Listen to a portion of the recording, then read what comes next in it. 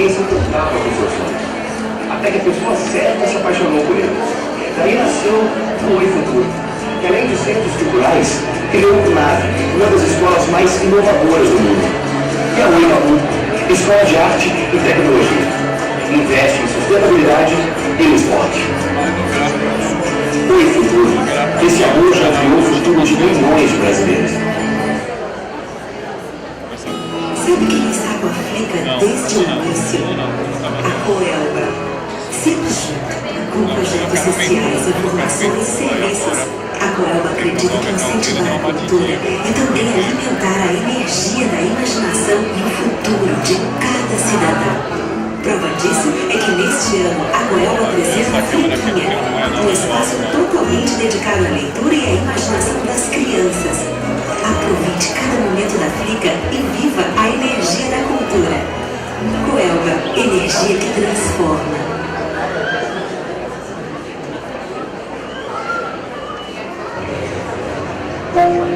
A gente está longe de casa, a 300 quilômetros da costa, e já está produzindo 300 mil barris por dia no pré-sal. E até 2017, só no pré-sal, vai ser 1 milhão de barris de petróleo por dia. Em Nova tem milhares de brasileiros fazendo refinarias como essa. Aqui é o Complexo, e essa construção é o meu nome.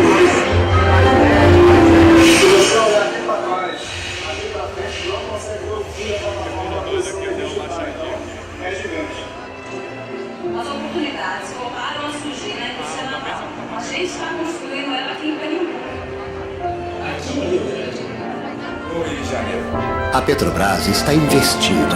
São mais de 236 bilhões de dólares até 2017. A gente acredita muito no que faz. A gente acredita na nossa gente. Gente, é o que inspira a gente. Nosso trabalho é como o da sua empresa. Tem dedicação, competência, responsabilidade, compromisso. A recompensa que é diferente. Trabalhamos pela educação, pela saúde, pelo lazer, pela cultura, pelo esporte. Trabalhamos pela responsabilidade social. Trabalhamos pela qualidade de vida. Trabalhamos por um profissional mais produtivo e motivado. E por uma indústria mais competitiva. SESI, Serviço Social da Indústria. Uma instituição do Sistema Fiel.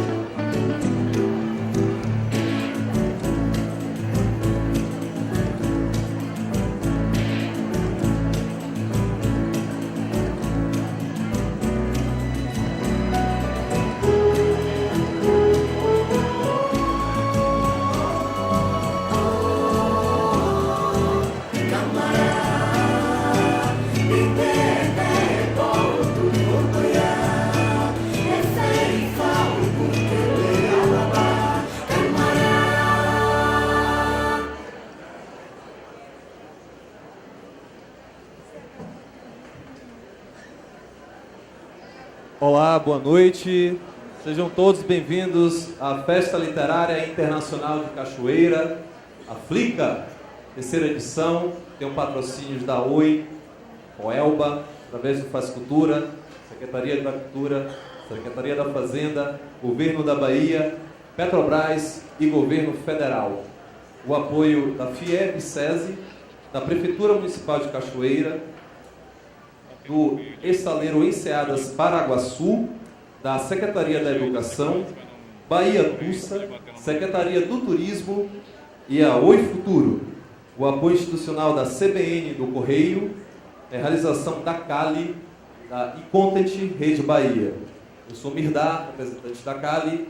Quero agradecer a presença de todos vocês. Quero dizer que estamos ao vivo para todo o Brasil, para o mundo. Grande novidade dessa edição é a transmissão online de todas as mesas. Com muita satisfação que Cachoeira recebe mais uma edição da Flica, a Festa Literária da Bahia Internacional, aqui no Conjunto do Carmo, no Recôncavo Baiano, esse conjunto histórico belíssimo. A noite de celebração da nossa programação são 12 mesas a partir de hoje até domingo. Então você que está online, compareça sempre no ibaia.com/flica, vai ser muito bem-vindo. E vocês que estão aqui, venham de novo, a programação é isso, gratuita, aberta ao público, vocês circularem, virem aqui sempre a partir das 10 da manhã até domingo, ok? Encontro marcado, bacana. Bom, então eu queria chamar agora ao palco o Carlos Paiva, representante da Secretaria de Cultura, do secretário Albino Rumbi, representante do governador, superintendente de promoção cultural. Uma palavrinha, Carlos, por favor. Boa noite a todos. Queria começar parabenizando a organização por essa bela festa. A Flica, sem sombra de dúvida, é um dos eventos que existe na Bahia, dos mais recentes, mas que vem mostrando um potencial incrível.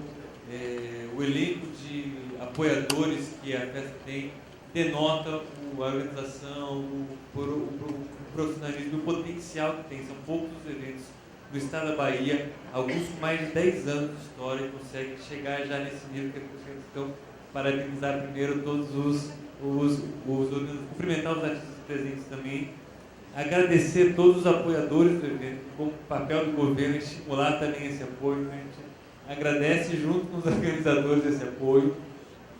Falar um pouquinho que a gente considera que a Flica, o governo do estado tem algumas diretrizes que eu acho que a Flica reflete muito bem. Um dos papéis que a gente, o nosso objetivo que a gente assumiu foi tentar dar visibilidade ao que está invisível e explorar melhor o potencial da Bahia, que ainda acredito assim, tem um potencial a explorar. A gente vem avançando muito nisso.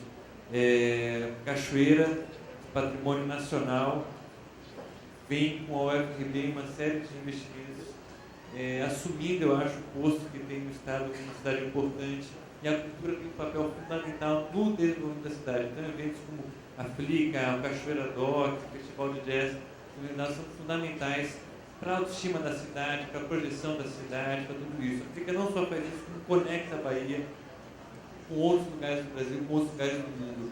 Esse também é um objetivo do governo do estado, que realiza muito bem essa conexão, esse intercâmbio que fez a Bahia ser rica culturalmente, vai permanecer, que a Bahia permaneça nessa liderança. E a gente entende também que o estado cabe não produzir cultura, mas apoiar. A gente tentou criar um ambiente para que isso aconteça, e acho que fica um pouco fruto disso. Então, eu queria parabenizar os organizadores, saudar todos os artistas, saudar o público presente e desejar um grande evento para vocês. Muito obrigado, Carlos. Estaremos sim. Como o Carlos ressaltou, é importantíssima, né, a parceria público-privada. Né? O governo da Bahia sempre esteve com a gente desde a primeira edição, em 2011, presente. E foi em 2011 também que começamos uma relação muito frutífera, né, com a Oi, está aqui com as nossas representantes presentes. E queria chamar a querida Dora Caio ao palco, representando o nosso patrocinador Oi. Uma palavrinha, Dora. Boa noite. Saúde o prefeito de Cachoeira, saúde todas as autoridades e demais presentes. Estou representando hoje aqui o nosso diretor regional, Ailton Lira, e é com muito orgulho e prazer que a Oi está pela segunda vez patrocinando a Flica. A Flica foi selecionada através do edital de programas de patrocínios culturais incentivados do Oi Futuro, através do Faz Cultura, e também a Flica é um evento que tem crescido e se consolidado. É a terceira edição e a Oi está muito feliz em ter patrocinado pela primeira vez, acreditado nesse evento. O Oi Futuro é o nosso Instituto de Responsabilidade Social. Ele tem como uma das grandes missões de levar o acesso da cultura às regiões de todo o país e também patrocinar a produção artística contemporânea. Então, eu desejo a todos um bom espetáculo, uma boa festa e, mais uma vez, parabéns. Muito obrigado, Dora. Bem, esse ano temos 3 novidades. Uma já foi anunciada, que é a transmissão online de todas as mesas. Temos aqui ao lado, na igreja da Ordem Primeira do Carmo, o espaço Pátio do Telão, para quando aqui o espaço do claustro estiver cheio, né, vocês podem se direcionar, vocês que estão em pé aí, por aí, para os cantos. Aqui está confortável também, gente. Tem as cadeiras, um telão bem bacana aqui ao lado, está muito bonito. Tem um stand da EP, lá vale a pena conferir o stand da EP, muito bacana montado ali com a ação do nosso apoiador. E também tem a Fliquinha, né? A Fliquinha, que foi uma demanda que a gente teve desde a primeira edição, a programação infantil. Cadê a programação infantil? A Flica precisa de uma programação infantil. Pois bem, esse ano nós temos a iniciativa da Coelba, através do Faz Cultura, patrocinando com exclusividade a Fliquinha, que fica aqui bem próximo, ao lado da Igreja Matriz de Cachoeira, na Casa Paroquial. Fliquinha aberta, programação a partir de amanhã, 9 da manhã, até sábado. Nós temos a programação infantil gratuita para as crianças aqui ao lado. Eu queria chamar agora aqui ao palco... Queria destacar a presença do deputado federal Zé Neto, grande admirador da Flica, estadual, desculpe, Zé Neto, o prefeito de Cachoeira também, o saudar, como a doutora Carmen fez. E queria chamar ao palco o meu querido Paulo Sobral, nosso sócio aqui da Rede Bahia, importantíssimo para a realização da Flica, desde a primeira edição, está com a gente, consolidando assim a Flica como tal, e agora deixo o palco do Paulo Sobral, ele vai conduzir. Obrigado, já estou aqui aparelhado. Boa noite a todos, prefeito Carlos, deputado Zé Neto, autoridades. Queria agradecer também a todos os patrocinadores, não vou citá-los porque já foi muito bem colocado aqui pelo Guilherme. Agradecer a parceria que nos une, Content Rede Bahia e Cali, produzindo essa terceira edição da Flica, hoje um evento que já é considerado um evento de primeira linha no calendário literário brasileiro. Eu queria, mais uma vez, dizer a vocês da satisfação e da honra da Rede Bahia, através da Content, através de todos os seus veículos de comunicação, de estar participando mais uma vez desse evento grandioso, que não tenho dúvida que vai se perpetuar. Estávamos ali conversando há pouco, eu acho que o ano que vem, quem sabe, a gente vai ter mais espaço, prefeito, porque a coisa realmente está ganhando uma amplitude muito boa. E o nosso papel, como Rede Bahia, como grupo de comunicação que apoia a cultura, está na visão, na missão da companhia, juntamente com esses produtores, vamos fazer disso uma realidade. Então, eu gostaria realmente de agradecer a todos. E gostaria de convidar ao palco o prefeito da cidade de Cachoeira, o senhor Carlos Pereira, por favor.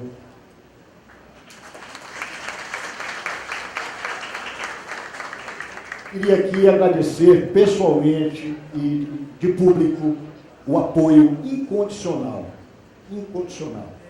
dado pelo prefeito, desde os primeiros contatos que nós tivemos, quando começamos a planejar a terceira edição da Flica.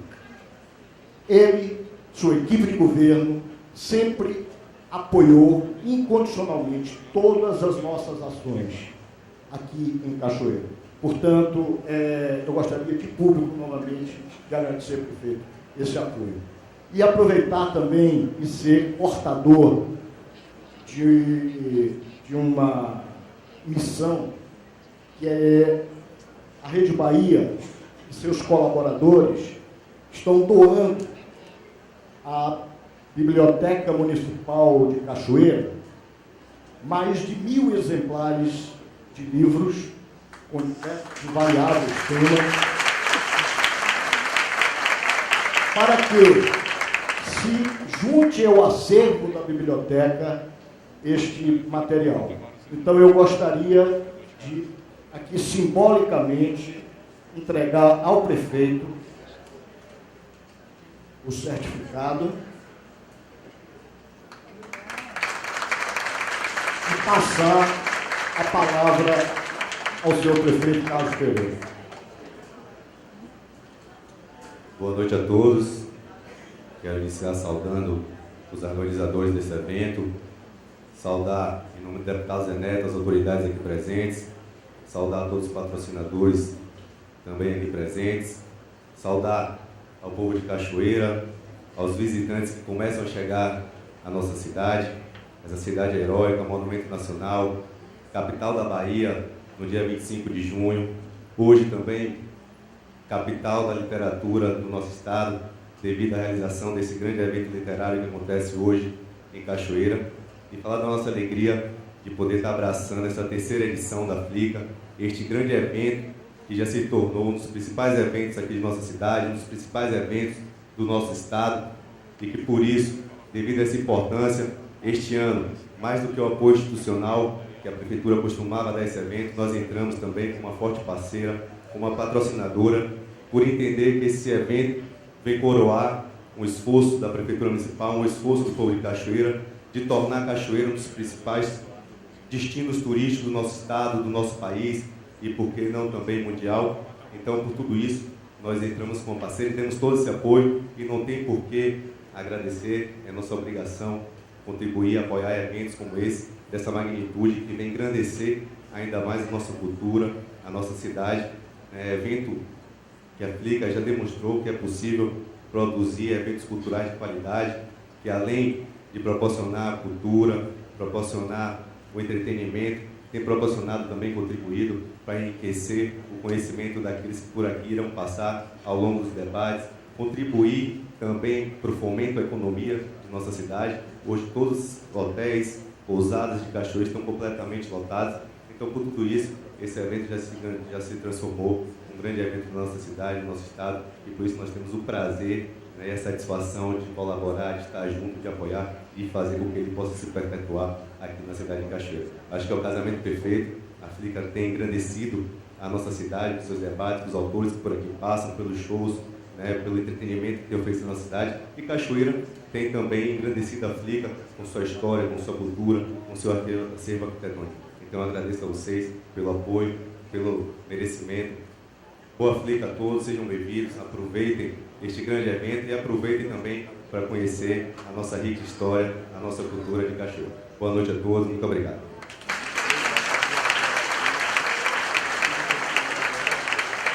Obrigado, prefeito. Bom, então vamos dar início à mesa de abertura da terceira Flica. Para mediar essa mesa, eu convido o ator, apresentador, eu soube nos bastidores que também anda fazendo alguns poemas. Jackson Costa, por favor.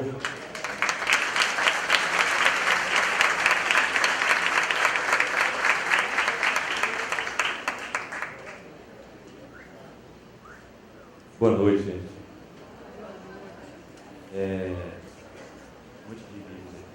Bom, eu vou começar registrando aqui a presença de Márcio Cruz, que é gerente de Relações Institucionais do Estaleiro Enseada do Paraguaçu, que está aqui presente. Onde está Márcio Cruz? Aqui, sim, senhor. Obrigado aí pela presença. Maria Angélica Ribeiro e Nádia Alencar, que são representantes da FIEB e SESI, que são nossos patrocinadores. Está aqui Maria Angélica e Nádia. Mirelle Ora, que é representante da Coelba, que também é nossa patrocinadora, onde se encontra. Agora. Bom, alguma hora. Registrar também a presença de Elias e Jomar, da Fundação Hansen Bahia. Onde estão? Sim, senhores, obrigado pela presença. E registrar a presença do prefeito de Muritiba, Roque Sken. Onde se encontra? Roque Sken, prefeito de Curitiba. Deve estar por aqui. E saudar também Zé Luiz, secretário de Cultura e Turismo de Cachoeira. Zé Luiz. Sim, senhor. Obrigado pela presença. Bom, a gente tem um bate-papo agora com dois grandes escritores brasileiros de sucesso. Eu vou abrir, antes de chamá-los, com um poema, certo?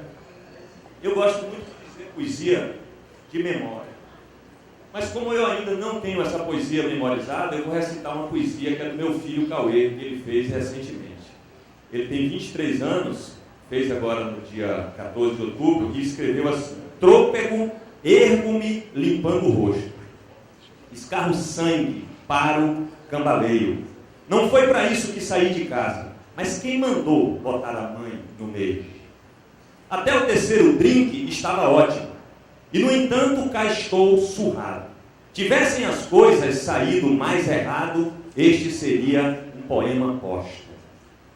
Mas como um velho poderia saber da condição que ela ostentava? Se não bastasse não estar sozinha, para 2 maridos ela reclamava. E ao me aproximar daquela flor, mal tive tempo de galanteá-la. Em coro, a voz de cada um falou: meteu-se homem com a mulher errada. E qual minha culpa por achar estranho uma senhora dividisse assim? Se há suficiente para ambos, não haveria pouco para mim? Mas não pensavam assim aqueles 2. Nunca fui alvo de tal desacato. Deixou-me rubro ouvir tanto impropério, e a bebida então falou mais alto. Ressalvo aqui que não sou ruim de briga. Foram as condições que me encontrava. Com o mesmo empenho que dividiam a dama, se revezavam enquanto eu apanhava. E cá estou, deitado na calçada, embebedado, sujo e espancado. Foda-se aquela puta dividida, vá pro diabo o tal de Jorge Amado. Cauê Costa.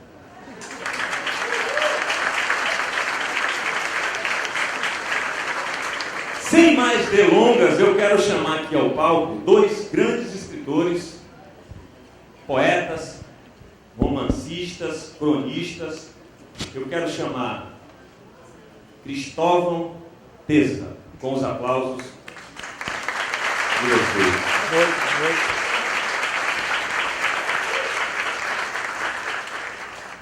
Bem-vindo à Bahia. E uma figura super tímida que a gente vai ter que dar uma força para ele aqui, para ele se expressar, né? Cristóvão sabe disso, vai dar uma força também. Fabrício Carpineja, agora, desse momento.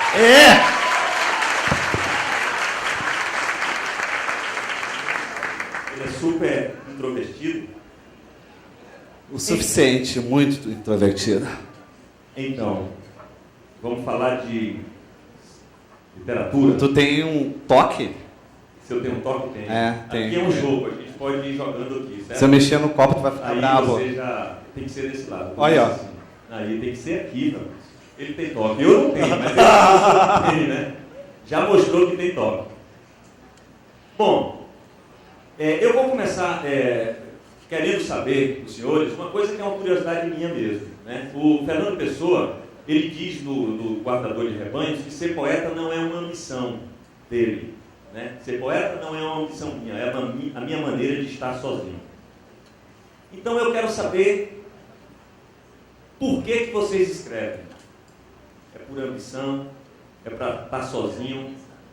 É por desassossego? Por que razão vocês escrevem? Fala a verdade, Tesa, por favor. Então você já determinou que começa a Tesa. Boa noite a todos, é um prazer para mim vir aqui a Cachoeira, primeira vez, já passei pela cidade, fotografei, gostei do recorte, muito bonito da cidade, e aqui participar desse papo com o imprevisível Carpinejar, que é uma alegria também. Essa questão de por que eu escrevo é uma pergunta difícil que eu estou tentando descobrir. Cheguei até a escrever um livro chamado O Espírito da Prosa, tentando responder essa questão, por que eu escrevo. Né? Escrever é uma armadilha, você começa assim, uma grande festa, que legal, de escrever e tal, e de repente você vai se enredando naquilo, o ato de escrever começa a escrever você vai se descobrindo pelo que escreve, vai se definindo ali, vai definindo os e no momento você não pode mais voltar. É uma arapuca mesmo. E eu sempre digo que eu não sei por que eu caí nessa arapuca de escrever, mas eu me defino tão profundamente pelo ato de escrever que eu já não consigo me imaginar fora dele. Estou integrado com o que se chama de essa coisa misteriosa chamada literatura. Eu escrevo para me inventar, sabendo quem eu sou, sabendo da minha insuficiência. Meu pai me chama de Wolverine porque eu sempre sobrevivi. Então, eu sobrevivi à adolescência, sobrevivi às drogas, sobrevivi a pantufas. Sobreviver a pantufas é difícil, né? Uma mulher com pantufas é algo terrível. Aquele pé 35 salta para 40. Não tem como ficar excitado com uma mulher de pantufas. Eu sobrevivi a desemprego, sobrevivi a separações. E meu pai me chamava de Wolverine justamente porque eu tenho essa capacidade de me regenerar. Eu acho que é por isso que eu escrevo, para ressuscitar. Aí eu perguntei do pai sobre as garras do Wolverine. Ele me falou, as garras são as palavras, tu se agarra nelas para sobreviver. Eu acho muito bonito e poético o quanto que o escritor é incompetente. É uma incompetência cheia de talento. Porque como ele é incompetente para ser ele mesmo, ele acaba compreendendo melhor os outros. Ele acaba se doando mais, ele acaba sendo generoso.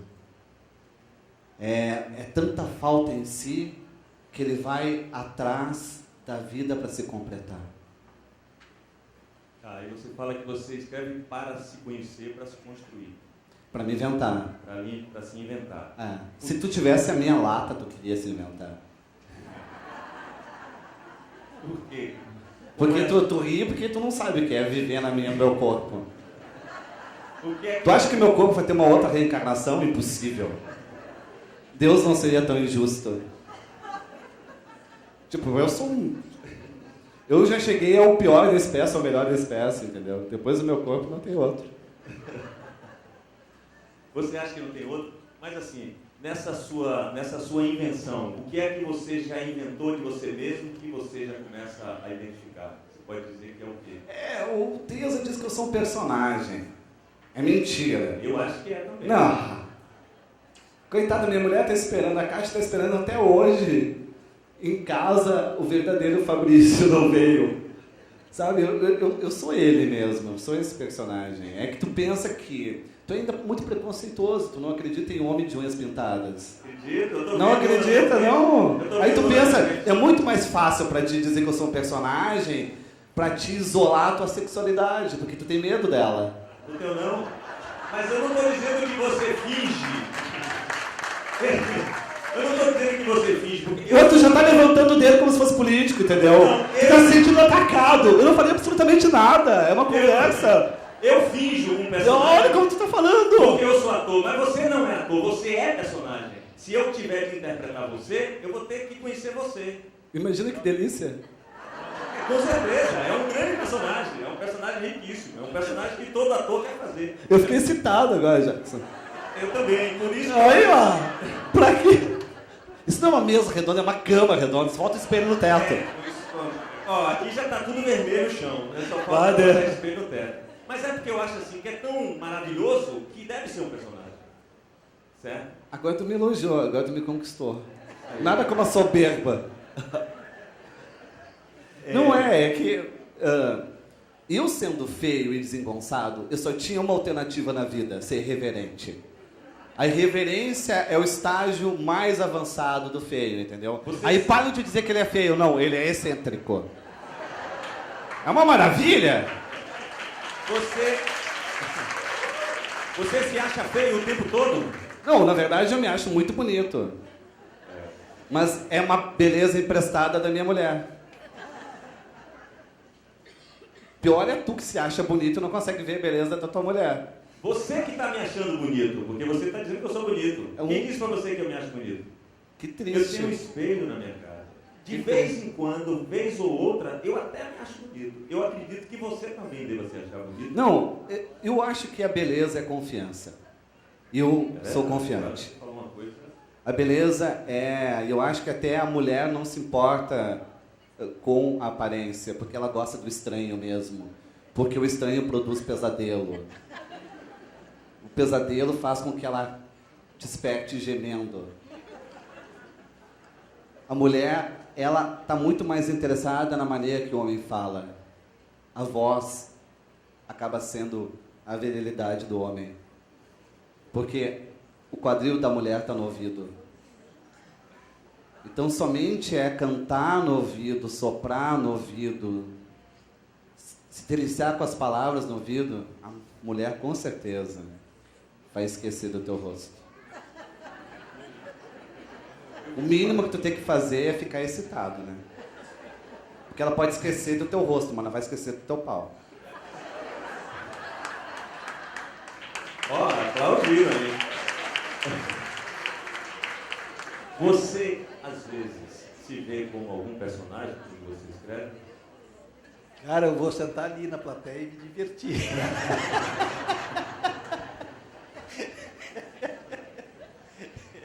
Não me vejo como personagem, não, acho que não.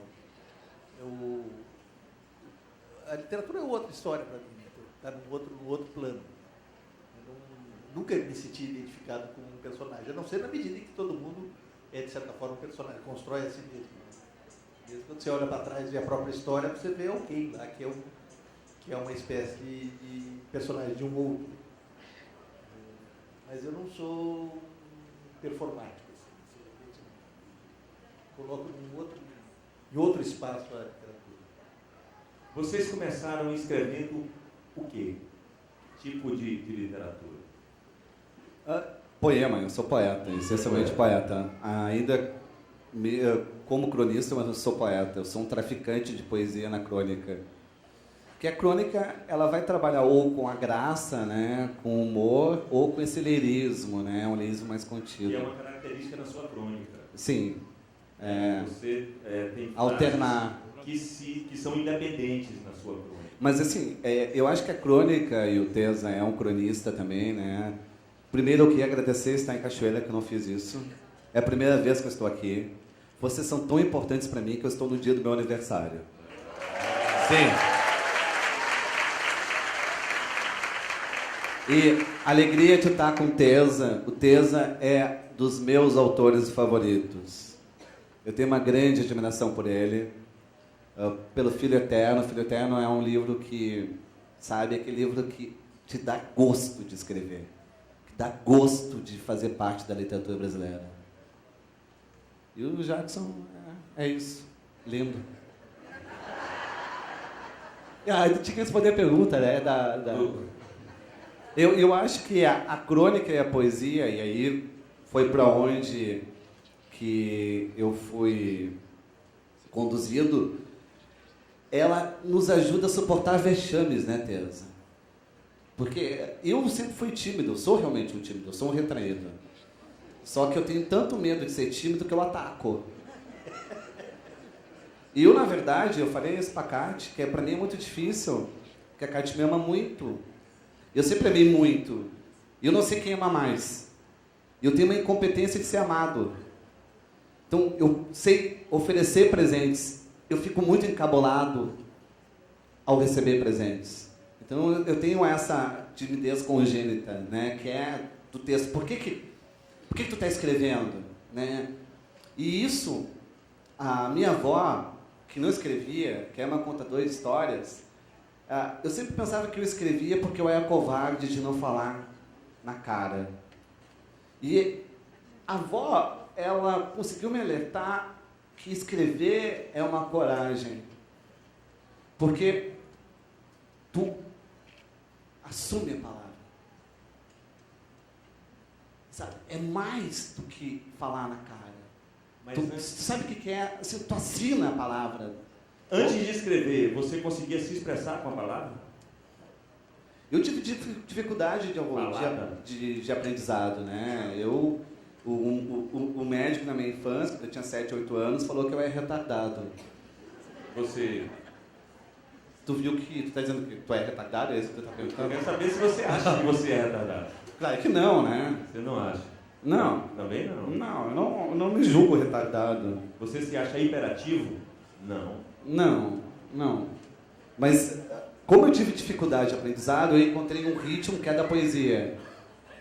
Quem me ensinou a ler e escrever foi minha mãe. Porque minha mãe não aceitou nenhum daqueles medicamentos que o médico me deu, porque eu era retardado, e confiou em mim. Tendo uma pessoa confiando em ti, tu desliza, tu deslancha. Então, para mim, o meu raciocínio é torto, meu raciocínio é poético. A poesia é minha realidade. A poesia não é uma fé, a poesia não é uma abstração. E você encontra cura na poesia, na escrita? Não, eu não quero ser curado de nada, porque se tu está dizendo que eu preciso ser curado, tu está me chamando de retardado de novo. Não, é porque eu acho que todos nós, em algum nível, precisamos de alguma cura. A gente precisa se aceitar, se assumir como a gente é, com as nossas imperfeições, nossos deslizes, sabe, nossa chatice. Uma mulher, tu sabe quando uma mulher está apaixonada por ti? Não é que ela começa a dizer que tu é irritante. Tu sabe que uma mulher está te namorando quando ela diz que tu é insuportável. Tu pensa, se tu quer ser agradável, tu vai ser totalmente neutro e inofensivo. O que tu precisa é ter opinião, é ser realmente desconfortável, provocador, porque só quem provoca se sente vivo. Eu vou mudar a minha colocação, é a seguinte: se não fosse a escrita, se não fosse a poesia, você seria uma pessoa normal? Não, eu não sou uma pessoa normal. Que maravilha. Mas tu quer que eu seja normal? Mas o que é ser uma pessoa normal? É ser como você é. Tu acha que eu sou normal? Total. Ok, então tá. Eu não vou divergir daquilo que tu acredita em mim. Isso que eu acho que é o bonito, que é o comovente. Porque a gente fica pensando que a pessoa alegre é louca. Porque a gente tem um grande problema com a alegria. A gente é treinado para ser triste. A gente é preparado para ser melancólico. A gente faz uma gincana da nossa tristeza. Se eu ligo para minha mãe e falo: mãe, eu machuquei o braço, ela vai falar: eu tô com as tuas pernas doídas. Sempre a gente quer ter uma dor maior do que a outra dor para chamar a atenção. E o riso não, o riso é totalmente perigoso. A gente não consegue rir, a gente não ri na cama. Se uma mulher ri na cama, para ti, tu pensa, é tão pequeno. O riso é desvalorização, o riso é suspeita, o riso é desconfiança. Por que a gente não acredita no riso? Por que a gente não acredita que uma pessoa está concentrada no riso? Não, a gente pensa sempre que a pessoa está vadia. Se uma pessoa está rindo no trabalho, vadiando. A gente não acredita, não confia na alegria, a gente só confia na dor. E a dor é tão arrogante. A dor é muito arrogante. A dor te isola, a alegria te traz para o convívio. Você consegue ser assim o tempo todo. Vai bater palma. Você consegue ser assim o tempo inteiro. Cate? Sua mulher para testemunhar? Sim, eu acho que eu sou assim. Eu acordo de 220, é uma chatice. Eu tenho que me controlar para esperar o momento da minha mulher, que ela acorda mais lento, para poder falar com ela. E eu já tenho uma agência de notícias, tudo que aconteceu no meu dia. Eu fico com vontade de atropelar, entendeu? Sabe, foi muito cardenal. Uma pessoa normal, pessoa normal. Você começou escrevendo o quê? Cara, esse vai ser o cachê mais difícil da minha vida, viu? Que sofrimento. Tá tão bom de espectador, né? Não, mas sem escrever, não sei. De repente eu estava escrevendo meus livros lá. Com que idade? Você começou fazendo teatro? Né? Comecei com teatro, comecei basicamente com teatro. Eu sou um filhote dos anos 60, final dos anos 60, nasci em 52, tinha 15, 16 anos, na época lá da ditadura de 64, depois sobre o golpe de 68, e foi um período muito marcante no Brasil, na história do Brasil, aquela passagem para nós, uma entrada na ditadura militar, mas ao mesmo tempo uma revolução de costumes que correu o mundo inteiro. Uma mudança radical, uma implosão daquilo que se chamava de família tradicional, dos valores tradicionais, a pílula anticoncepcional, a posição da mulher, os Beatles, a droga como uma espécie de de hipótese para a religião, né, para substituir a religião na transformação da vida das pessoas. E eu peguei essa passagem dos anos 60. A arte, para mim, o ato de escrever, a literatura, era uma maneira de você revolucionar e mudar o mundo, né? É interessante pensar que após a Segunda Guerra, durante todos os anos 50, houve um crescimento da classe média, de uma prosperidade no mundo extraordinária, no mundo ocidental, via cultura americana. E justamente a primeira geração, a geração mais bem tratada do século XX, que foi essa geração formada nos anos 50 em diante, quando os pais sofreram guerras, sofrimento, fome, miséria. No Brasil você teve um crescimento urbano extraordinário nos grandes centros de urbanização. Essa geração, a primeira coisa que fez, quando começava a ficar adulta, ali nos 17, 18, 20 anos, foi chutar o pau da barraca e dizer que está tudo errado, tudo é careta, vamos mudar tudo.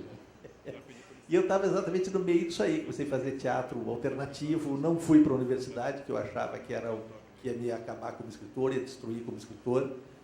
E acabei escrevendo, anos depois acabei caindo na universidade para questão de sobrevivência, né? E hoje eu voltei, saí e vivo apenas dos meus livros.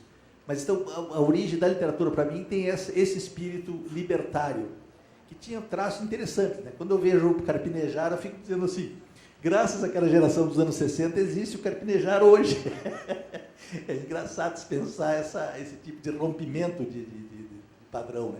Se bem que naquele tempo a coisa era bem mais careta, você tinha condicionamentos ideológicos ou literários, estéticos, né? Você tinha sistemas de valores ainda muito duros, muito fechados. A grande revolução dos anos 60 foi a de costumes, realmente. Foi a implosão do modelo familiar, que era a questão do papel da mulher. Isso aí foi a grande revolução que teve consequências até hoje. Então, eu sou um sujeito formado nesse tempo.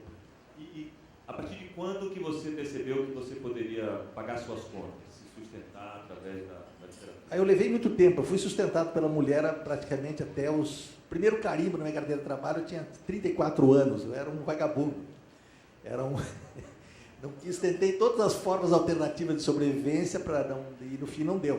Eu fiz vestibular já velho, acabei me tornando professor também tardiamente. E quem trabalhava era a minha mulher, né? E eu era aquela coisa assim, você é escritor e na vida real você faz o quê? Então, naquele tempo, nem se sonhava que alguém pudesse viver de literatura. Vocês não sabem o que era o Brasil pré-internet, quer dizer, muitos aqui sabem. Mas o Brasil, antes do ano 2000, até os anos 90, a literatura era uma coisa ornamental, quase de funcionário público, né? Todo mundo tem emprego, um negócio que se fazia para se divertir, não havia profissionalização nenhuma do escritor, havia 4, 5 editoras só no país, então você tinha que se virar de qualquer jeito. Isso mudou radicalmente, né? Houve uma mudança na virada do ano 2000, o Brasil se modernizou muito rapidamente, a urbanização, o advento da internet, substituiu a televisão. A televisão é um meio puramente oral. O Brasil foi educado pela televisão nos anos 70. A oralidade era grande, nada favorecia a escrita nem a leitura. A televisão foi um agente civilizador no Brasil entre 70 e 90. A internet inverteu o processo. Quer dizer, a internet, cada computador, cada página que você abre tem coisa para você ler. Você é obrigado a ler e aí tem o impulso de escrever. Então, isso deu, de novo, status à palavra escrita na cultura brasileira. É uma revolução muito profunda. E está havendo essa coisa absolutamente incrível para a minha juventude, que são pessoas que vivem de literatura e de seus derivados, como o Carpinejar e eu. Né? Nós vivemos do que escrevemos e dos derivados, quer dizer, de eventos como esse. Então, você acha que com a internet é possível vender mais livros hoje do que antes dela?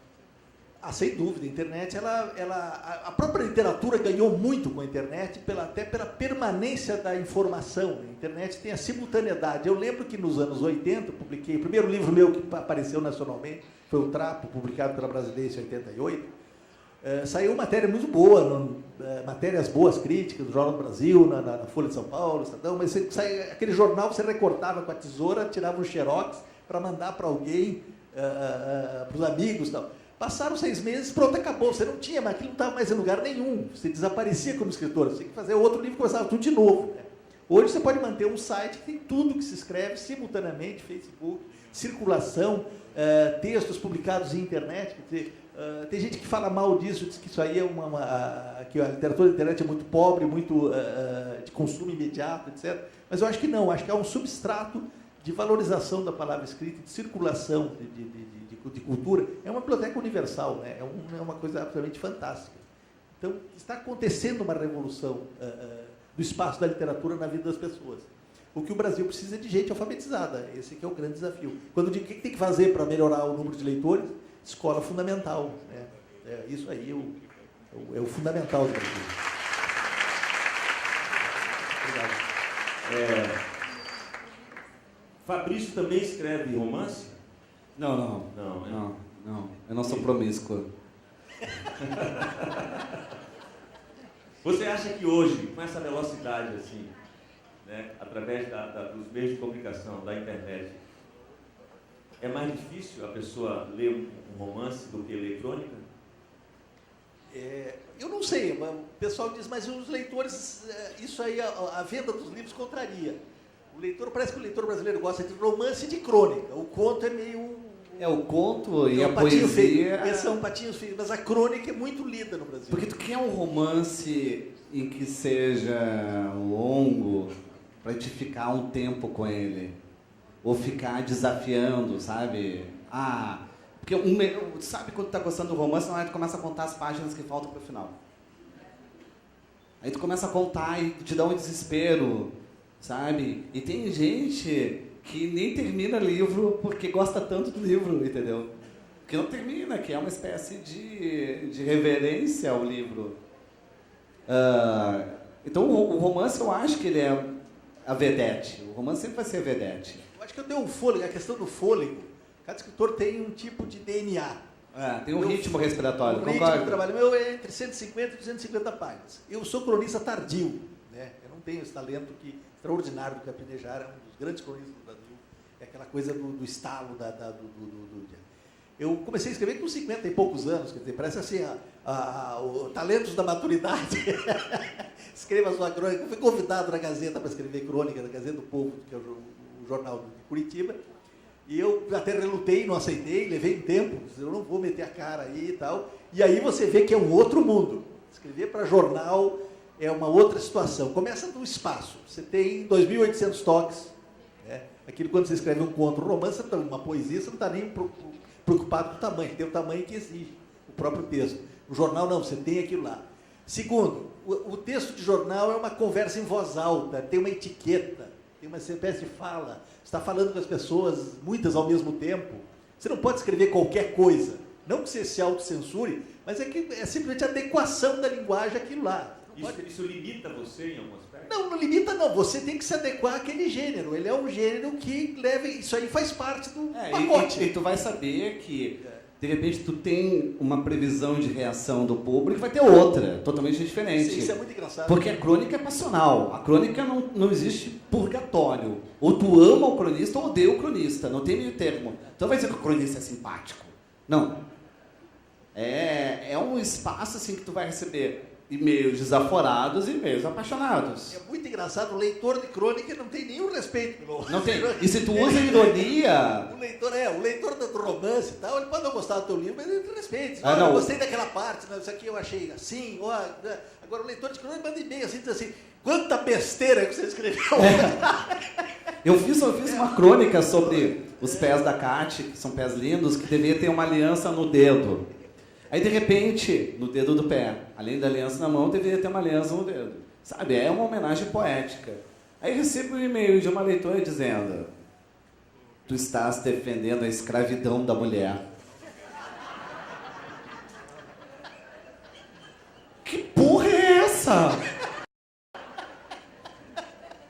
Entendeu? Aí tu pensa, tá, tudo bem, eu vou responder ela. Aí tu responde, não é isso, não. Aí ela responde ainda mais ofensiva, porque ela sabe que tu respondeu e tá feliz que tu respondeu e se sente no direito de fazer uma arena. E começa, de alguma maneira, a interferir na sua maneira de escrever? Não, de maneira nenhuma. Você passa não interfere! Você passa não! Mais o público ou não? Porque no romance não, você fica só Você é mais solitário no romance. Não, eu acho que eu tenho que aceitar. Assim, ó, eu não sou consensual nem na minha família. Na minha família tem gente que me odeia e me ama. Então tem irmão que estão me dando bem, tem irmão que começa a brigar. Depois eu brigo com o irmão que eu me dou bem e passo a amar o irmão que está me dando mal. Então é assim a família. Família nasceu para dar trauma. Mãe gera trauma, pai gera trauma. Vai ter aquele desconforto, sempre vai ter, tu tá entendendo? Tu tá amando maravilhosamente a tua mulher e de repente a mãe vai lá só pra te xingar, entendeu? É assim que funciona. É um elemento fundamental da literatura. O que produz literatura? A infelicidade. Isso! É tornar a infelicidade feliz. Pessoas felizes não escrevem. Mas Vamos pro cinema, eu sou feliz. Fabrício é feliz, como é que ele produz literatura? Mas eu sou feliz até a infelicidade do Tesa. Mas é a segunda parte. A infelicidade produz literatura e a literatura produz felicidade. Produz felicidade. Genial, é isso. Então a gente devolve, a gente converte. É certo. Grande conversão, é. Isso é a fórmula de Páscoa da literatura agora. Tu criou, Tesa. Tem um momento aqui que vocês vão estar fazendo perguntas, né? A gente só responde perguntas indiscretas. Só indiscretas. Então vai ter alguém, safadas. Aqui anotando as perguntas, certo? Tem alguém anotando? Ninguém tem anotando? alguém? Eu acho que eu fiz quase uma pergunta, né? Tem alguém? Tem alguém? Tem, né? Tem. Senão a pessoa pode se levantar e se constranger também. Isso é um espaço de constrangimento. No constrangimento a gente encontra o maior afeto. Só quem se constrange é capaz de viver um verdadeiro amor. Ou ninguém nunca sente pudor na hora que tira a roupa. Isso só excita mais. Então, eu não tive a resposta ainda. Tem, né? Tem alguém? Porque de repente as pessoas já estão querendo formular uma pergunta. Alguém já quer fazer uma pergunta? Tesa, ajuda. E aí, eu tô achando que o mediador não quer trabalhar. Não quer trabalhar. Tem perguntas aí? Tem perguntas aqui. O que tu gostaria de perguntar? Ele já está mediando para mim. Só um minutinho, eu vou até aí. Tesa, é uma pergunta direta para ti. Oi, como é teu nome? Maranê. A tua profissão? Sou estudante de Ciências Sociais. Estado Civil? Que é isso? Eu vou casar, ficou mas ele excitada. não sabe. Vai casar no mês que vem? Ele não sabe, não, que eu vou casar com ele. Ele tá aqui? Ele tá aqui? Não. Que estranho. Funciona sempre assim na Bahia. O marido é o último a saber que vai casar? Ele quer, ele também quer. Ele quer? Daqui a 2 anos a gente tá planejando. Tá? Eu nunca vi uma mulher tão indecisa. Tu não sabe muito bem o que está acontecendo com a tua vida, mas... Isso é quem? Isso é uma pessoa apaixonada. Vai fazer a pergunta. Na verdade, eu vi só um livro dele que era sobre fotografia. Não vi muito... Não tive um planejamento prévio, assim. E, na verdade, fui na emoção, porque eu sou muito sua fã. Já acompanho seu trabalho desde 2008, desde o consultório. Pode, enfim. E eu ia perguntar exatamente isso. E eu vai. Pra ele. Sobre essa sequência de livros que ele fez na nova edição, entendeu? Aí ele colocou a fotografia em um livro específico e aí alterou os outros romances e isso na nova edição, porque eu acho que tinha outros livros que você tinha lançado, não é isso? E eu queria que você falasse um pouco desse livro específico, que você tem vários ramos na sua vida sobre a fotografia e a arte de escrever. E ao cartanejar, eu não queria perguntar nada, só queria dar um abraço.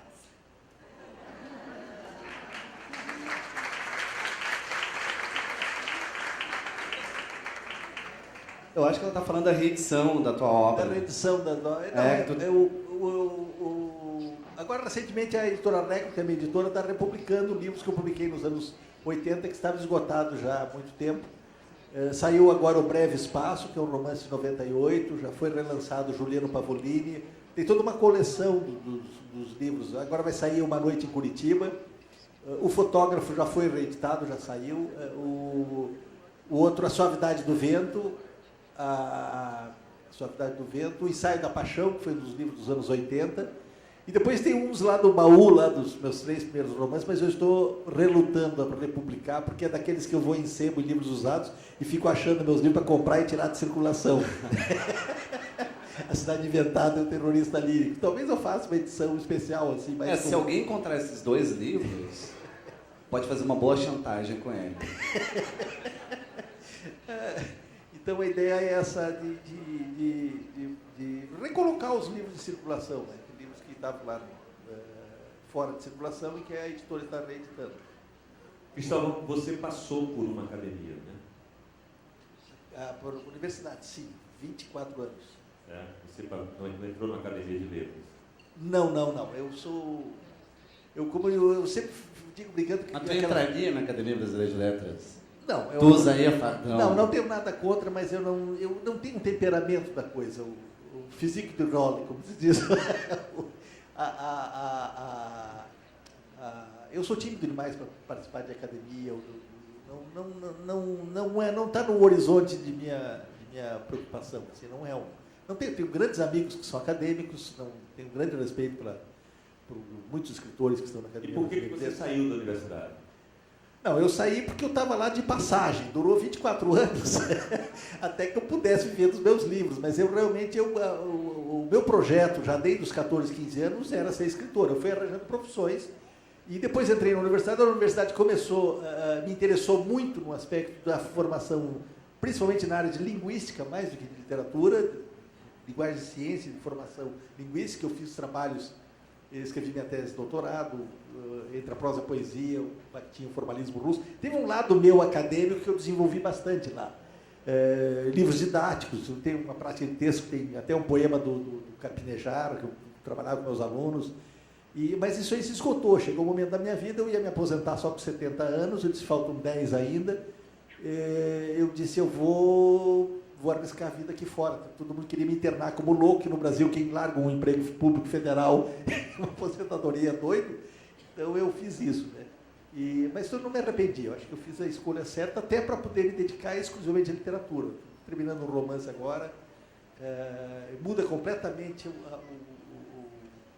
a relação com a escrita, isso está fora, né? Mas foi um bom período, eu não vou jogar pedras, a universidade me deu...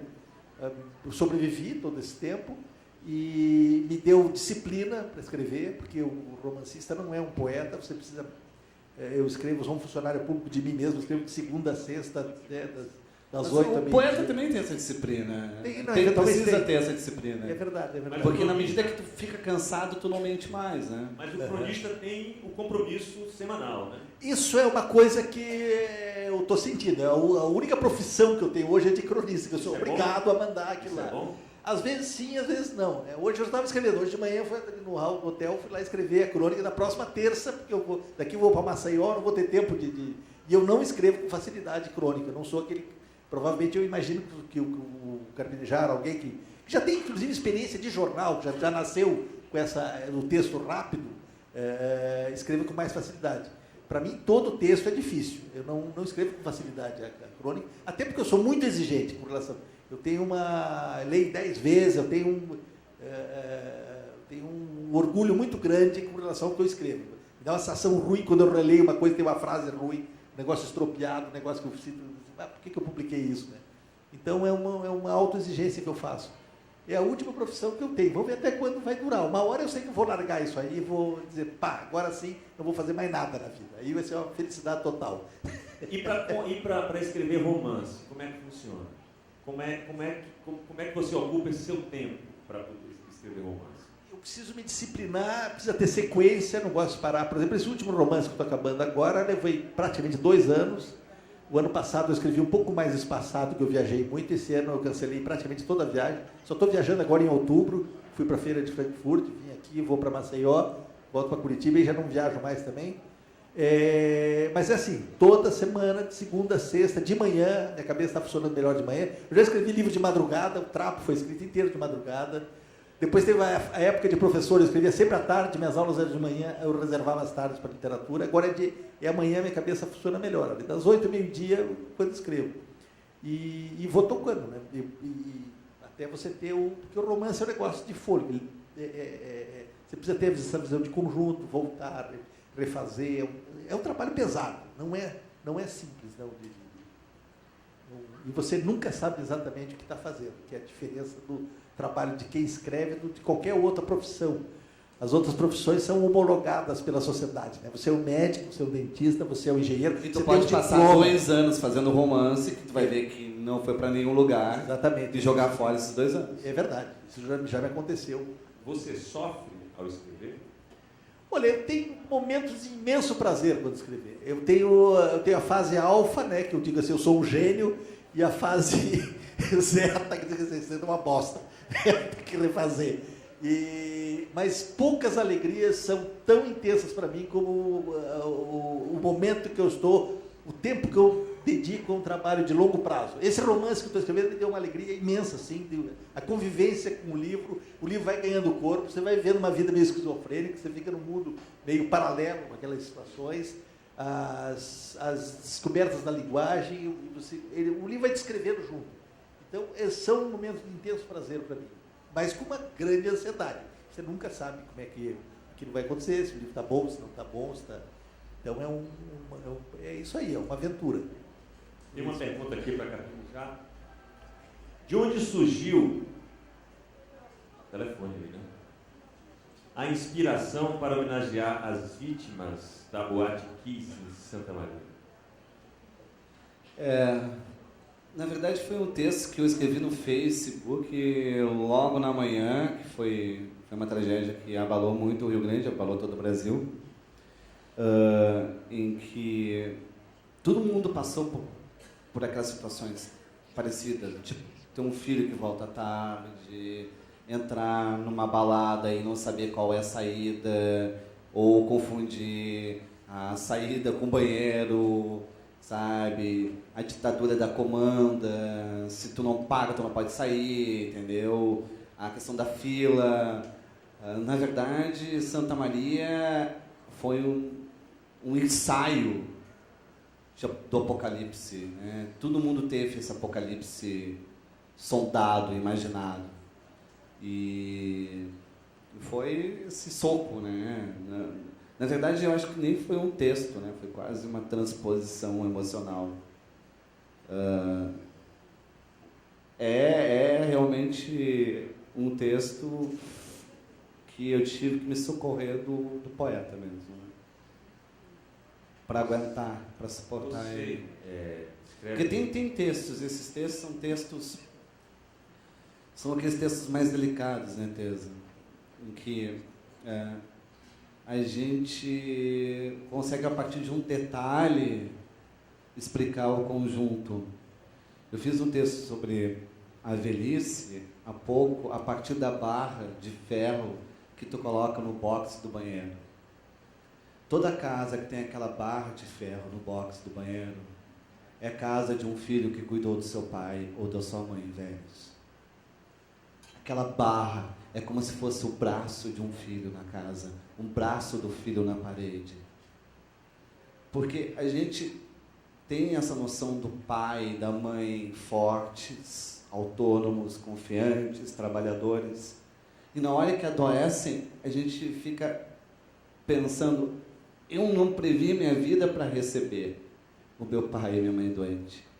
E tu tem que alterar toda a ordem dos móveis, do tapete. E assim como a gente faz, muda a casa para receber um bebê, colocando cercadinho ou tapando as tomadas, a gente tem que mudar a casa para cuidar do pai e da mãe. O pai e a mãe se tornam o teu bebê, a tua criança. Tu tem que carregar no colo. E a vida, ela é absolutamente generosa e amorosa, porque aquele pai e aquela mãe que te carregou no colo, no fim da vida vai ser carregado pelo colo por ti. Isso que eu acho. E é triste do filho que não consegue cuidar do pai. Triste do filho que não consegue cuidar da mãe. Porque nessa crônica eu falo que o pai e a mãe só querem que tu diga, eu estou aqui. Só isso. Eu estou aqui.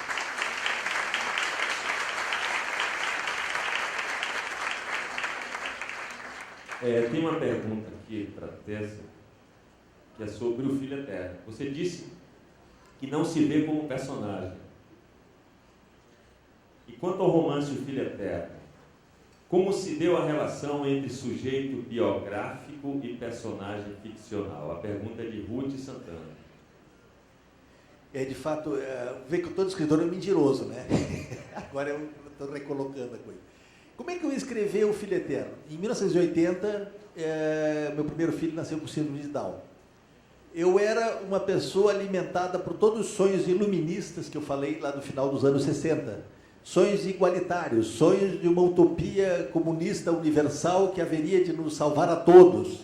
Sonho de um mundo sem fronteiras, sonho de um amor livre e totalizado, né? Tudo aquela coisa que era um pacote dos anos 60. Russoniano, amante da natureza e tal. Isso aí me formou como concepção de mundo. Aí o primeiro filho que eu teve, que foi o primeiro diferente que eu encontrei na vida, eu fui completamente destruído por isso aí. Então eu não tinha nenhuma arma para enfrentar essa... Assim, o primeiro filho já é complicado, um filho com síndrome de Down, naqueles anos ainda que se chamava mongoloide. Eu senti o soco, toquei minha vida, fui tocando minha vida e tal, e fui escrevendo, jamais escrevi sobre isso aí. Não passei mais de 20 anos, nunca toquei nesse tema.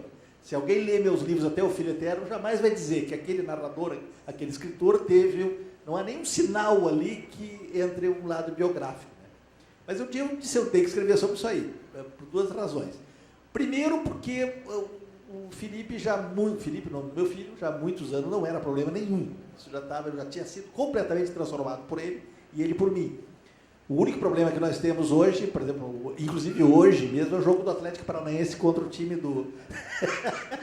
Parece uma piada colocar dois torcedores... O Internacional e o Atlético Paranaense. Então, o futebol foi um elemento agregador da minha vida com o Felipe, assim, fantástico, eu falo isso no livro. O segundo era um desafio moral, dizer assim, como é que eu vou passar a minha vida inteira e não vou escrever sobre o fato mais importante que aconteceu comigo? Então tinha um problema literário também. Eu disse, como é que escrever sobre isso aí é a coisa mais difícil do mundo, porque a sociedade já tem um discurso pronto para resolver isso aí, que é um discurso sentimental, que é um discurso assim de passar a mão no cabelo, ou é um discurso religioso, espiritualista, Deus sabe o que faz.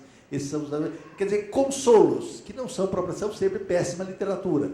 Serve muito bem na vida, resolve problemas pessoais, mas a literatura não é feita disso, ela tem que ir mais fundo, né? Tem que estar... Então, o tema é muito difícil.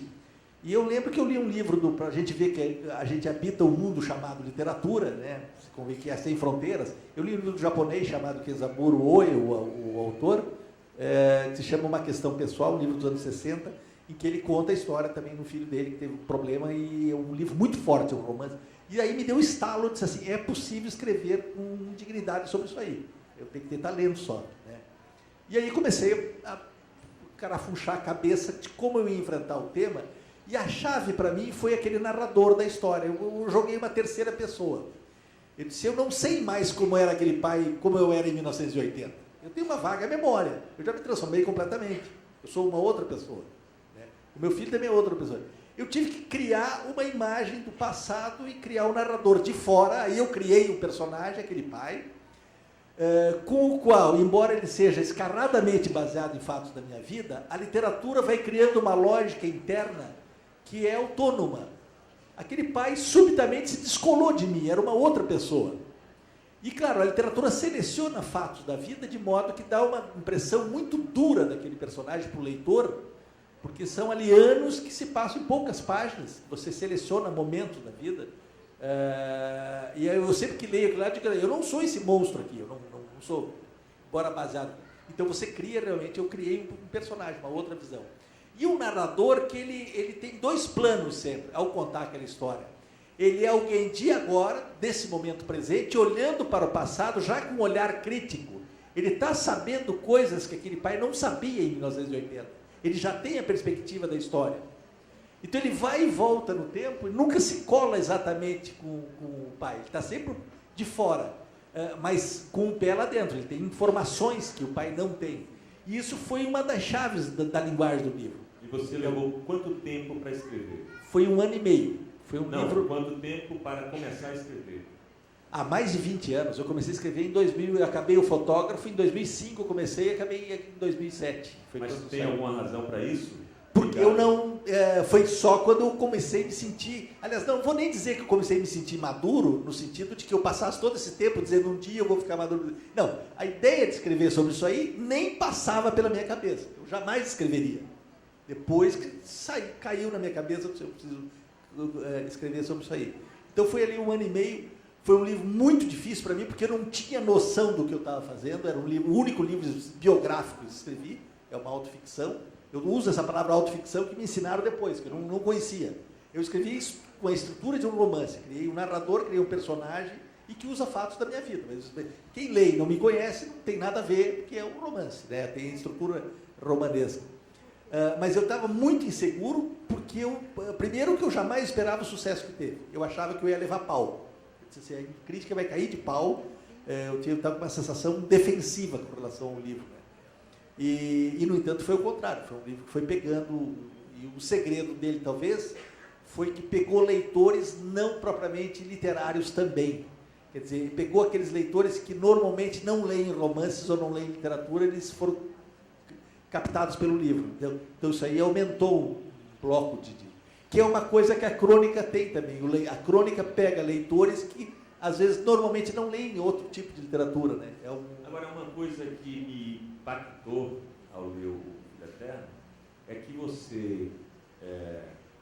você fala de uma coisa que eu acredito e eu vejo que a sociedade não tem coragem de falar. Né? Você, no começo, você rejeita. Mas eu você acho fala que rejeita. Eu acho que a grande jogada do livro é isso, é que o pai encarna o preconceito. Exatamente. Ou seja, o pai, e tem cenas pungentes, né, que o pai está com o filho e tenta encontrar, vai fotografar o filho e tenta encontrar o ângulo mais normal do filho. Exatamente. O pai assumir isso, que estava tentando procurar um ângulo que não é da síndrome de Down, um ângulo e que ele pudesse, que não parecesse, um ângulo que ele pudesse apresentar aquela foto para os amigos, ter essa crueldade consigo é que liberta. Então, qual eu acho que o grande problema é tu ter algum pensamento ruim e pensar que só tem esse pensamento ruim. Né? E o Teza meio que faz uma catarse. Olha, tu pensou isso, tu não está errado de ter pensado isso. A questão é, pode fazer diferente. E eu acho nobre. Assim. Mas a literatura... É nobre assumir que a imperfeição ter sentimentos de ódio, raiva, revolta. O bom narrador é cruel. Toda literatura, boa literatura, o narrador é cruel. Ele não tem pena dos personagens. Esse era o problema. Eu não podia ter pena dos meus personagens ali, nem do pai, nem do filho. Mesmo que usasse as Exatamente. Então, o narrador tem que... Escritores são seres que não valem nada. Eles vendem a mãe em troca de uma boa frase. Isso é uma piada, não é? Você vê que o cara não tem vendeu tua mãe. Se fosse o Cabinejar que dissesse isso, é coisa de achar. Mas é um cara duro, assim, não fala, ninguém ri. É engraçado essa coisa da crônica, né? Mas escritores são seres que, quando você escreve um livro, você se desliga. Você realmente é cruel. Você não quer saber de fazer média. Né? Você quer descascar. Mas é isso que é bonito. O quanto que o escritor escreve com o seu lado mais maldito, mais perverso. Sabe? Ele se aceita nesse sentido. Porque tu não vai confessar ou confidenciar um segredo para alguém que vai falar, eu nunca passei por isso.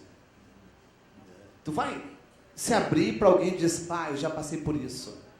Tu vai se abrir para alguém que também se humaniza. Um moralista é aquele que está acima, né? Ou seja, ele vai te dar aquela lição de moral, vai se sentir superior.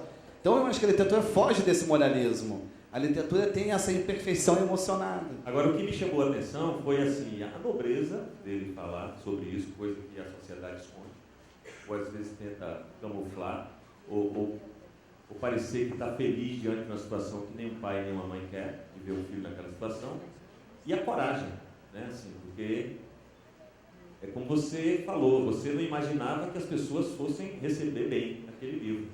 E, pelo que parece, né, contrário, é impactante porque você mostra ali o tamanho do amor que você tem pelo seu filho.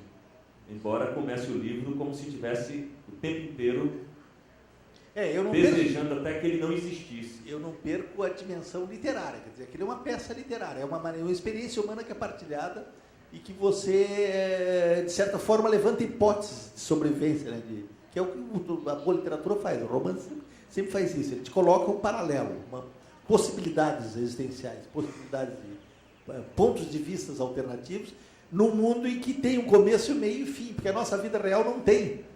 Nós estamos sempre num abismo do instante presente, como agora. A gente não sabe o que vai ser daqui 10 minutos. Quando você lê um romance, o narrador ele já tem essa perspectiva histórica, ele já sabe. Você, de certa forma, dá um sentido ao que não tem sentido nenhum. Por conta própria, não se auto-explica.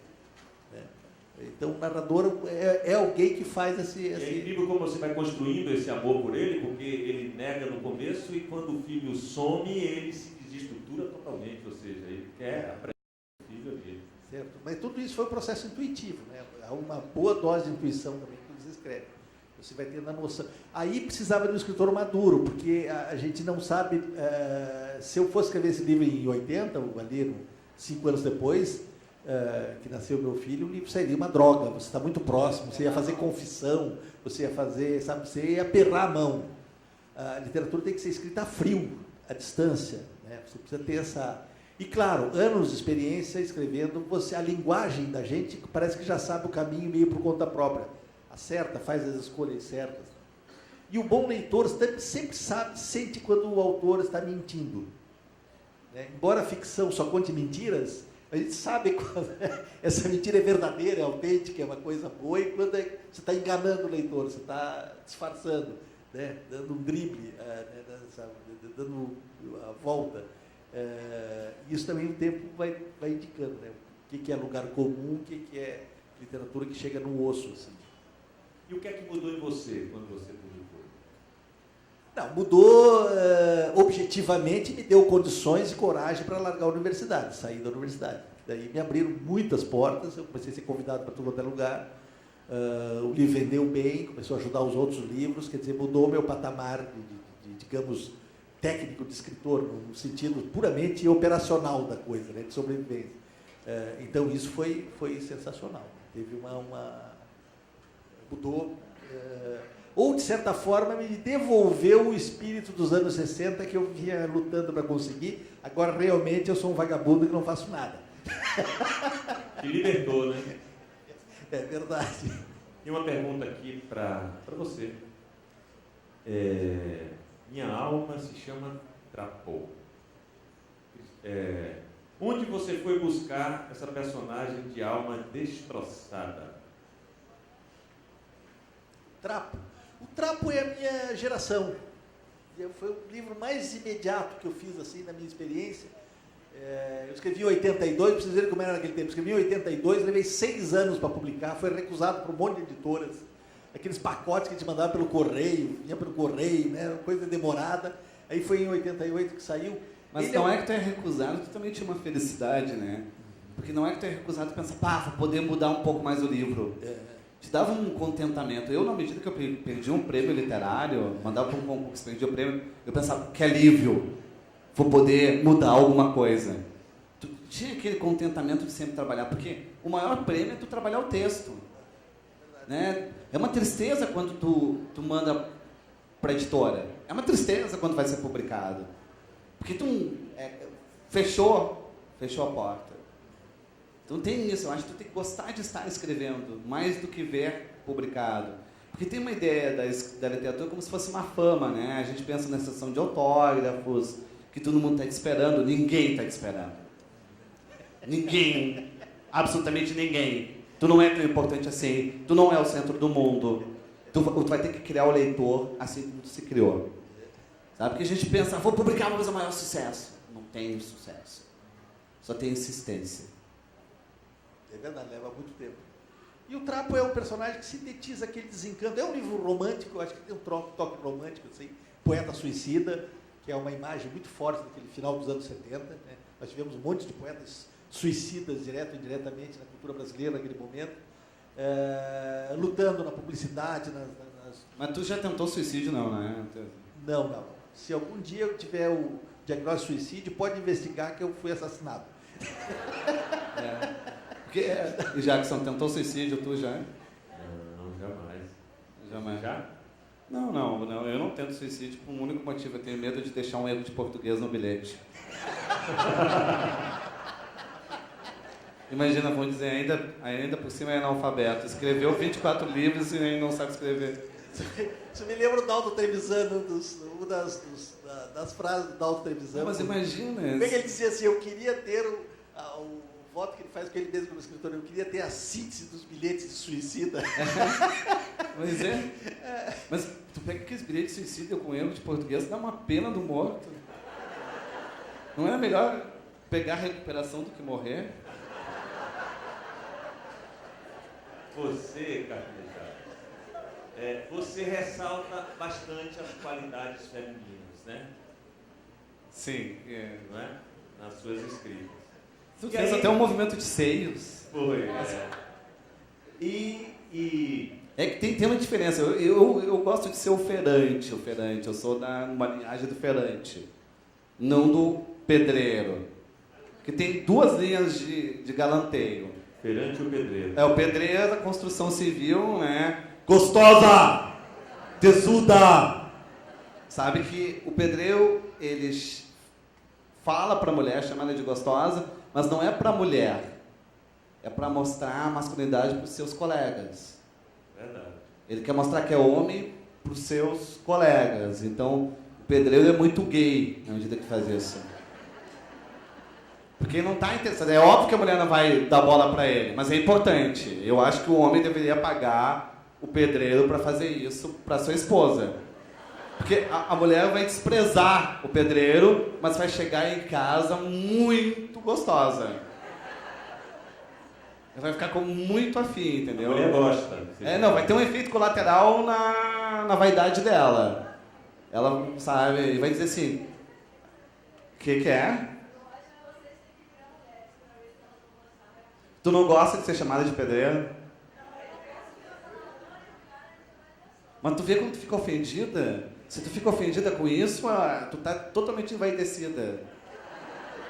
Tipo, eu não gosto disso, eu acho um absurdo. É evidente que esse é o discurso, não? Não, é machismo, isso é um machismo, entendeu? Tu se sente agredida, é um machismo. Sim, aí que tá o negócio, entendeu? É um machismo. Eu não estou dizendo que não é um machismo. É para se sentir agredida. Mas afeta a vaidade. Tu não vai dar bola para ele. Não, mas aí tu pensa... Mas é óbvio que eu vivo inseguro. Eu vivo sem confiança. Isso que é bom, porque tu renova a confiança. Tu vai dizer o seguinte, tu se sente um objeto sexual, é isso? Tu se sente uma... O sonho do homem é se sentir um objeto sexual. Tomara que isso aconteça, tomara que a gente se sinta assim, um vibrador. Sabe, tomara que tomara que a mulher tome a construção civil e passe a gritar, gostoso! Tarado! Vem pra cá! Pode inverter que eu vou adorar, entendeu? Pode inverter que eu vou adorar. E só pra terminar, tem o ferante. O ferante...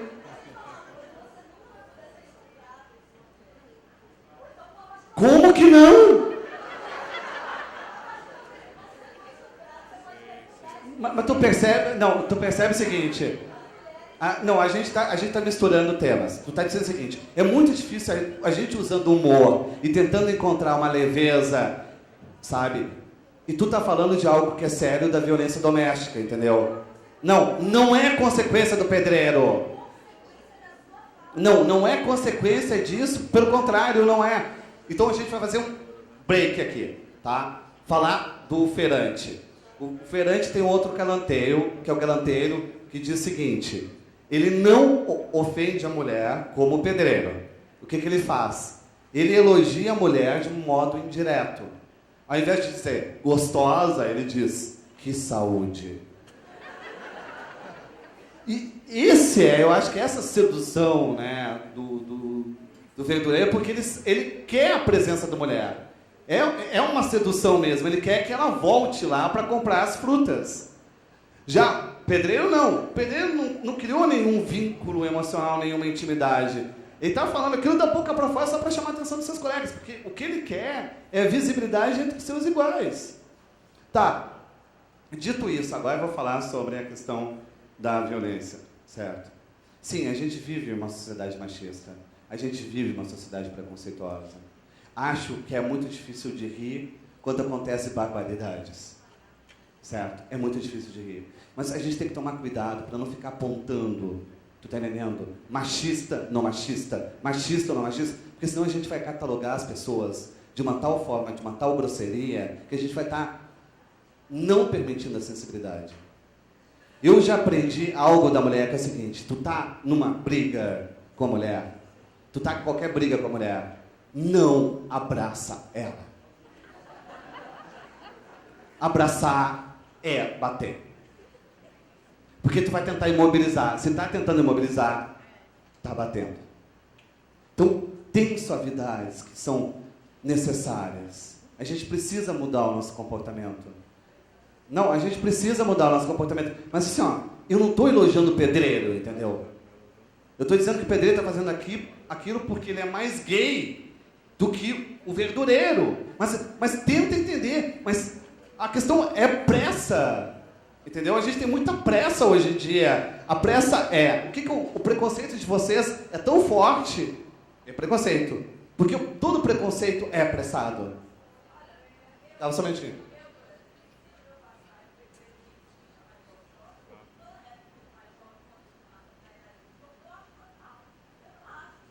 Depende de cada um, entendeu?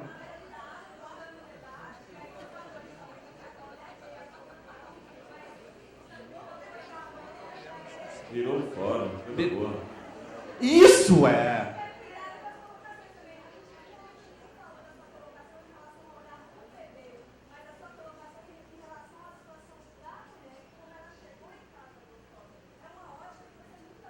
Mas isso é um humor, entendeu? Eu não sou mulher, não posso falar. Tu não é homem, tu não pode falar, entendeu? Que bom, por isso que a gente se conhece e se ama. É isso. Mas não é isso só. É uma coisa só. Invalida tu dizer, tu não é mulher, tu não pode falar a respeito.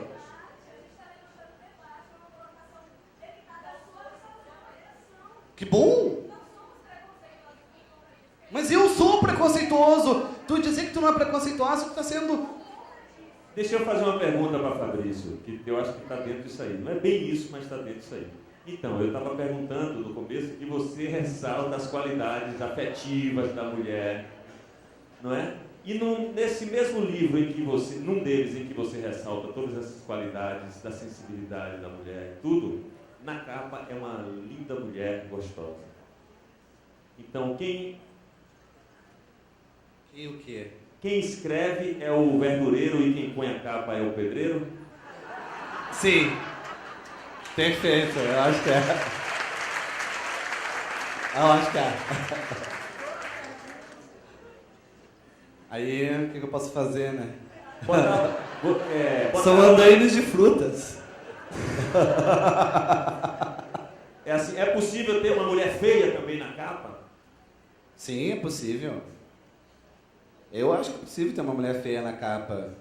Mas assim, ó, percebe que a mulher, mesmo uma mulher feia, ela encontra em si a beleza. Toda mulher, no fundo, se acha feia por algum detalhe. Exato, se acha por um detalhe. Sempre tem algum detalhe. A mulher vai tentar tirar uma foto pelo lado mais fotogênico, desse lado ou do outro, sabe? Então, a beleza é provisória. Não existe isso. A beleza vai ser provisória.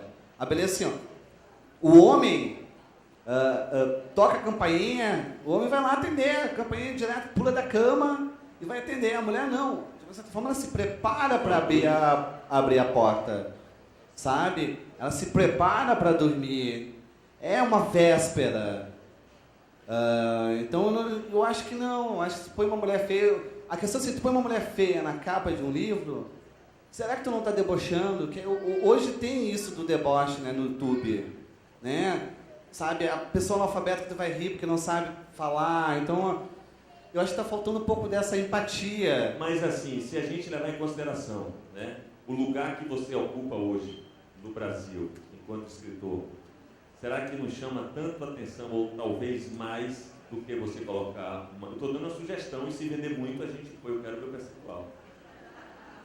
Botar uma mulher feia. Na capa. Bem feia. Bem feia, me põe eu de traveco e tá feita. Pode dar certo. Pode dar muito certo. Perguntas?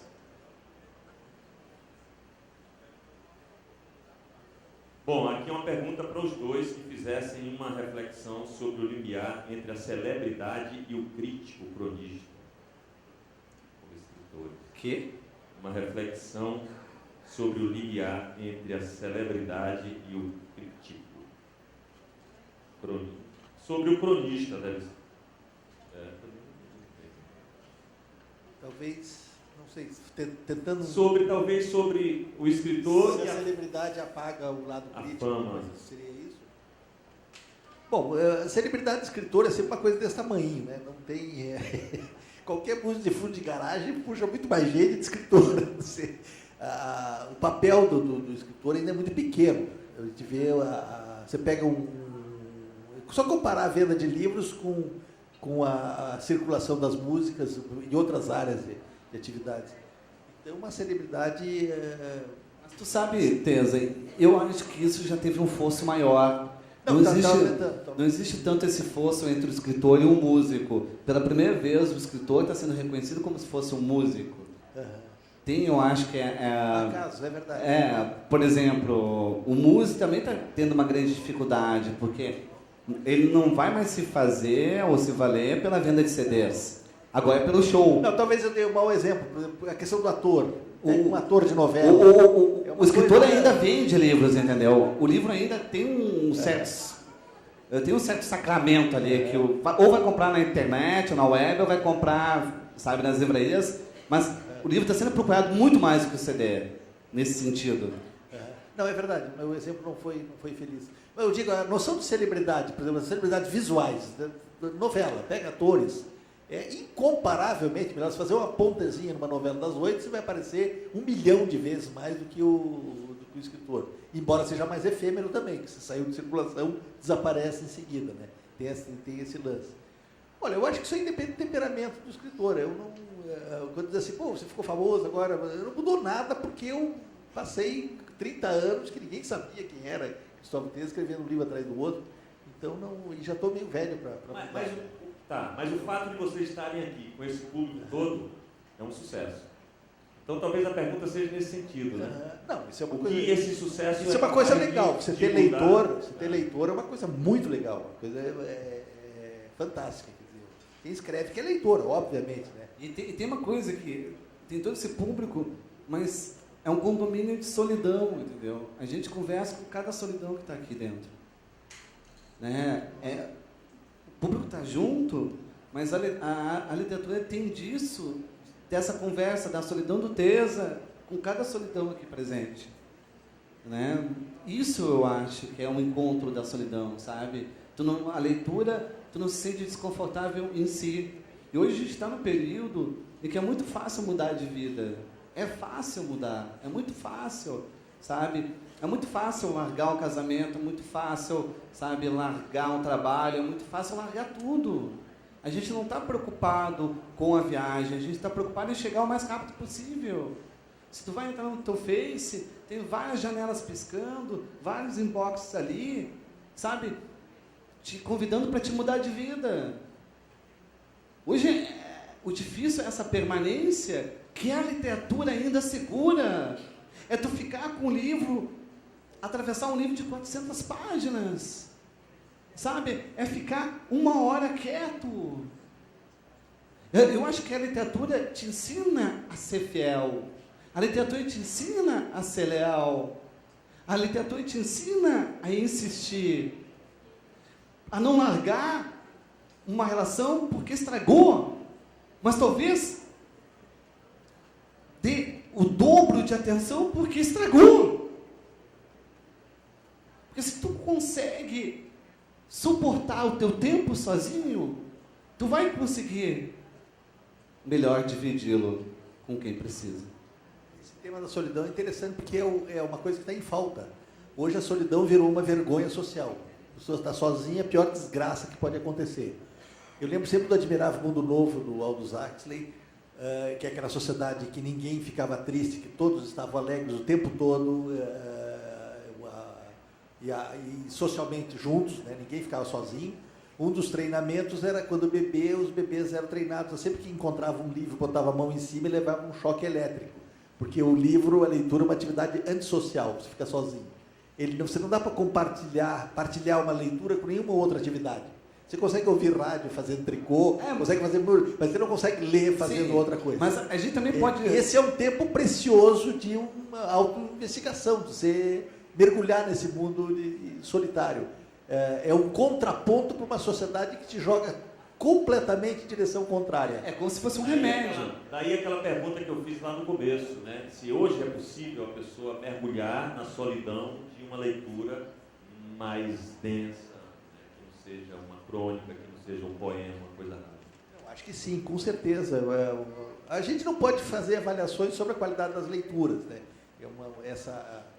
As pessoas estão lendo mais no Brasil hoje, as próprias editoras, pelo volume de livros que se vendem. Mas mergulham mais ou ficam mais? Aí eu já não sei, você tem que fazer Eu acho que toda leitura estimula o processo de leitura e transforma o livro em valor social. É muito importante, por exemplo, que o filho veja o pai lendo.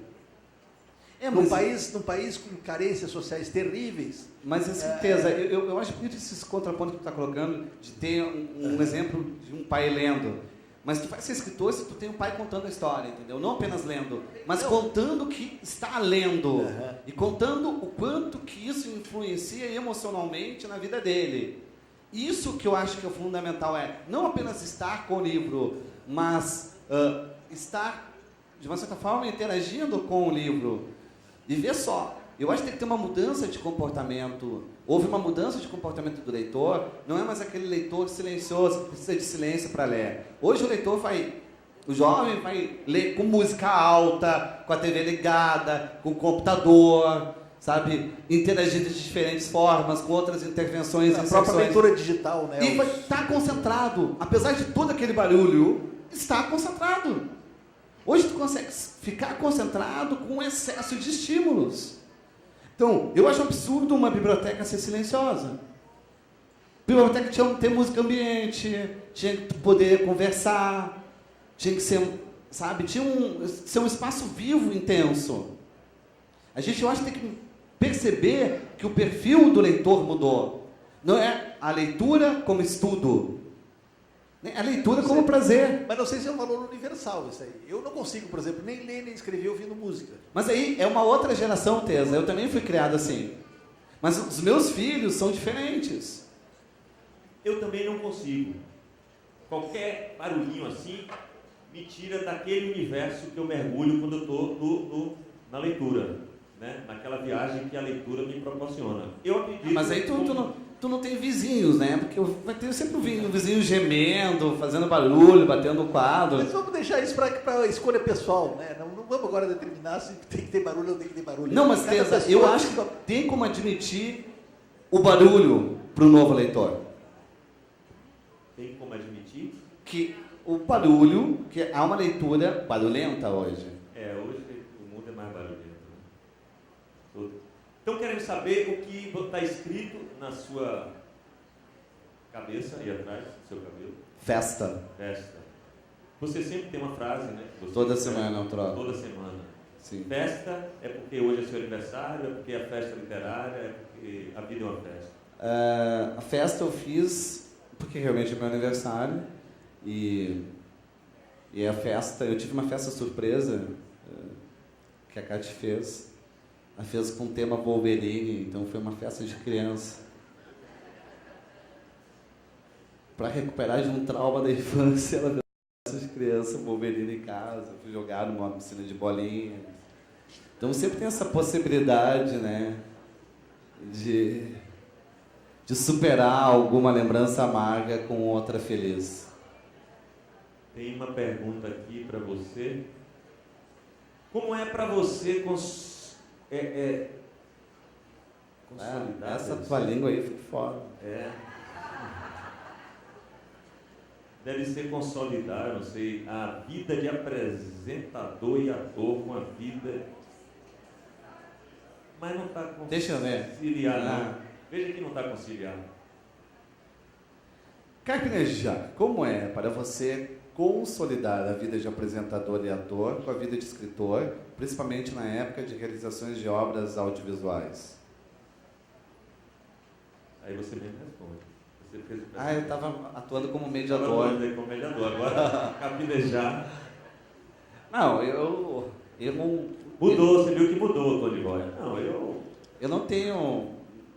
não tenho álibis, porque eu faço várias atividades, né?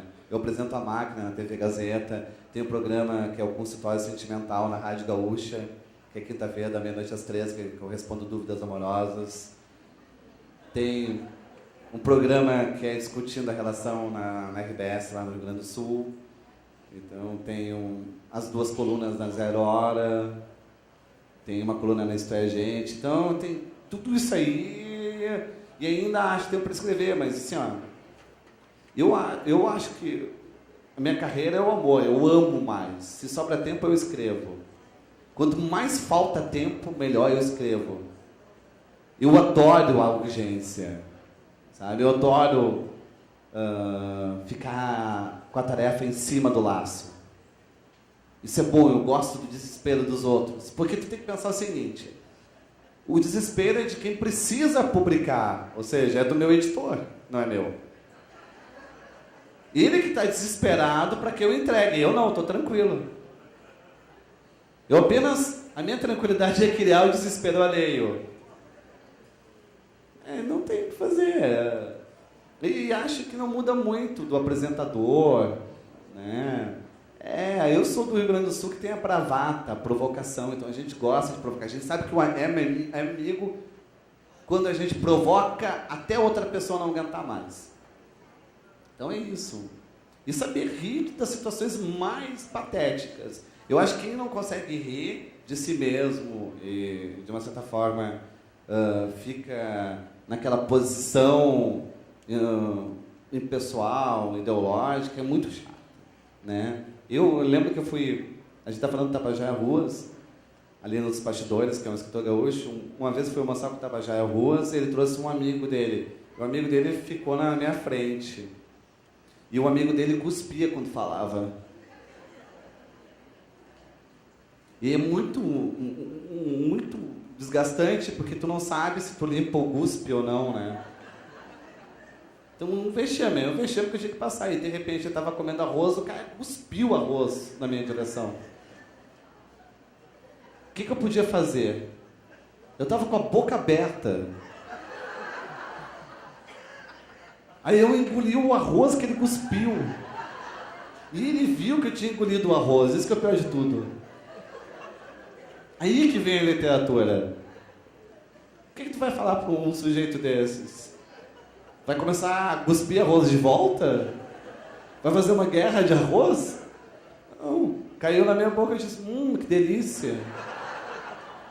É só o que resta fazer.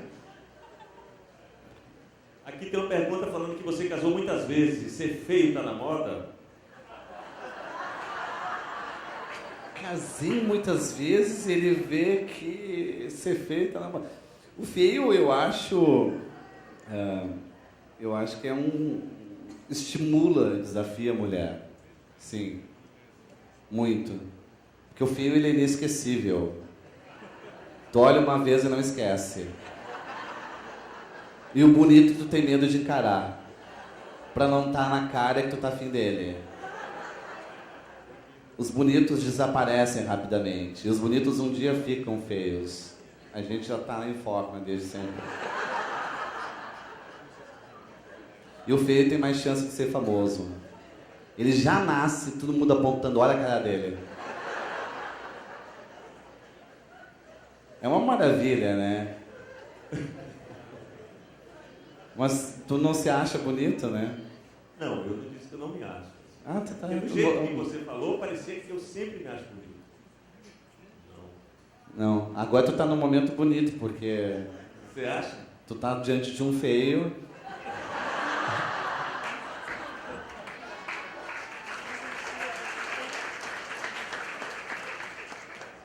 incrível como ele é feliz, né?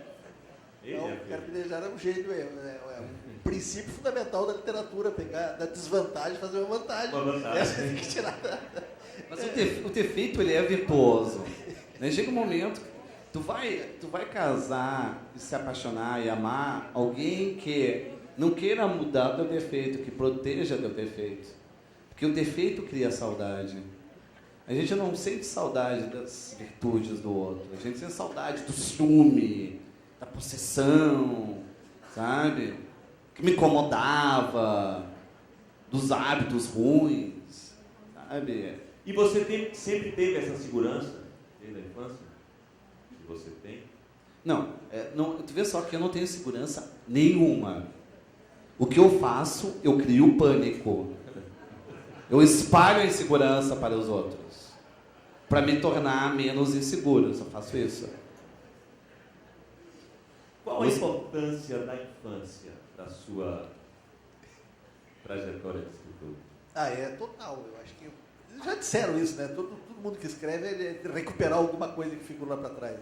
Eu tive uma infância em 2 momentos, e quando eu digo assim que a infelicidade que cria literatura, eu tenho isso é autobiográfico, porque até os 7 anos eu era uma criança feliz da cidade de Lages, interior de Santa Catarina, assim como aquelas revistas do Cebolinha, as casas um lado do outro, tem né, os amigos, etc.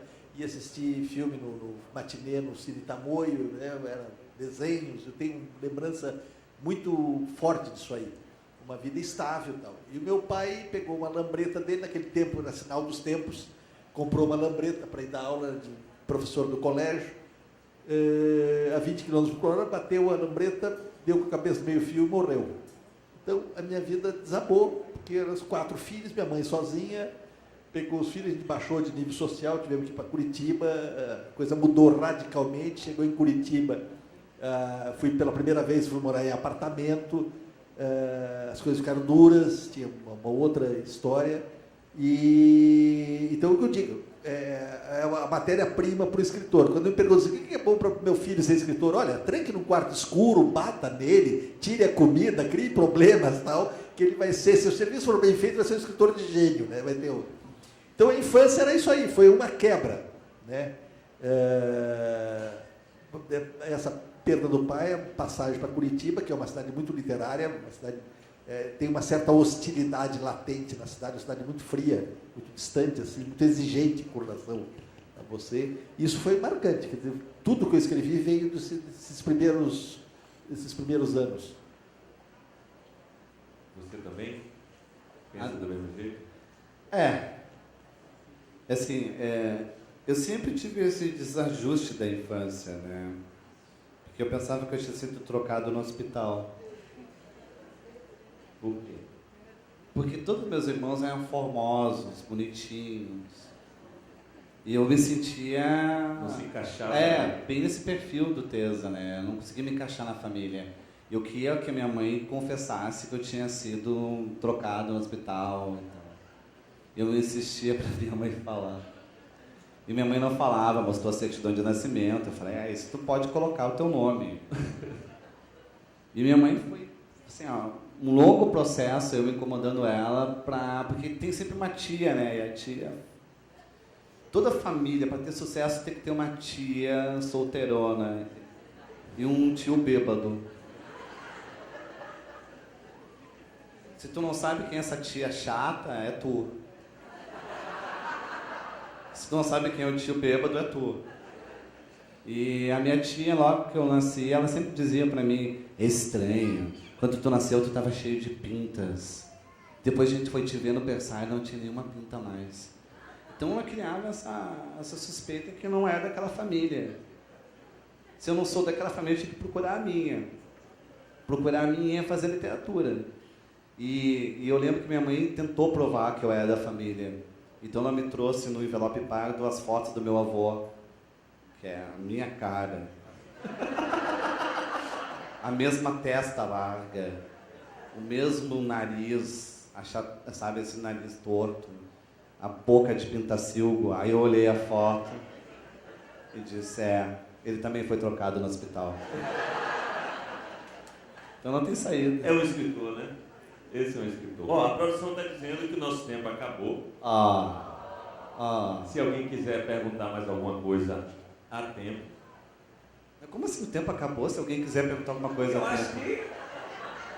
Porque é uma coisa bem baiana, né? Porque a gente... Bem baiana. A gente cria esse tempo, né? Se tiver uma pergunta, é o tempo. É o próprio tempo, né? A pergunta é o tempo. Ali, ó. Sim. Vou levar o microfone aí. Boa noite, professores. Muito obrigada, tá? Agradecendo, já não estou finalizando o programa, não. Uma atividade, não. Mas eu trabalho com a profissionalização do autor. Iniciei agora uma pesquisa na universidade e me interessou muito. Tudo que vocês falaram acabaram retomando a temática. Eu queria saber, existe um lado negativo de toda essa abertura da nova geração de escritores, dessa possível profissionalização que está se iniciando? Vocês veem a internet, os meios, as redes sociais, existe um lado negativo? É só um modo de que eu consiga entender a profissionalização do escritor que seja por meio privado, quer dizer, que ele se vire. Eu não consigo, não sei se a tua ideia é profissionalização como, de alguma forma, criar uma carreira chamada escritor. Não é isso. Seria o fim da picada. Né? Eu não consigo imaginar um escritor funcionário público da literatura. Eu acho que é uma profissão de risco. Exato. Ninguém pede para você ser escritor. Você abre lá os classificados, procura-se médico, dentista, encanador e tal, mas nunca vai ter assim, contrata-se um poeta, paga-se bem, precisa-se de um romancista. Isso não existe. E eu acho que isso é o bom da literatura. Ele é uma aposta ética pessoal, risco pessoal, que você assume ao entrar na escrita. E isso deve ser mantido. Isso deve ser mantido. É uma reserva de solidão, uma reserva solitária. Não é um discurso que se confunde com outros discursos. Pode usar todos os discursos sociais, mas ele tem essa autonomia radical. E o desespero também, ele cria mais possibilidades profissionais. Porque como a gente precisa inventar o orçamento todo mês, né, a gente começa a ter ideias, a se virar, não ficar reclamando. Porque eu acho que o escritor, ele está muito mais próximo da ideia de trabalho do que de emprego. Porque emprego hoje quase não existe. O que existe é trabalho. E trabalho ninguém vai te demitir. Trabalho é algo que ninguém pode tirar. O escritor está nessa linha, mas fala da desvantagem. Tem uma desvantagem que é, assim como tu está muito mais íntimo do leitor, o leitor às vezes pensa que é dono da tua vida. Isso aí é terrível. Então, começa a opinar, a tua mulher não presta, a tua mulher presta. Isso que tu está fazendo errado, não é errado, sabe? Não percebe que tem um limite entre os dois. Sempre tem que ter respeito. E às vezes some o respeito. Tu pensa que tu sabe, tu lê aquele autor, tu sabe tanto do aquele autor, que tu pode mandar nele. Isso tem uma distorção, mas isso acontece com músico, sabe? Com ator. Então, mais alguma pergunta?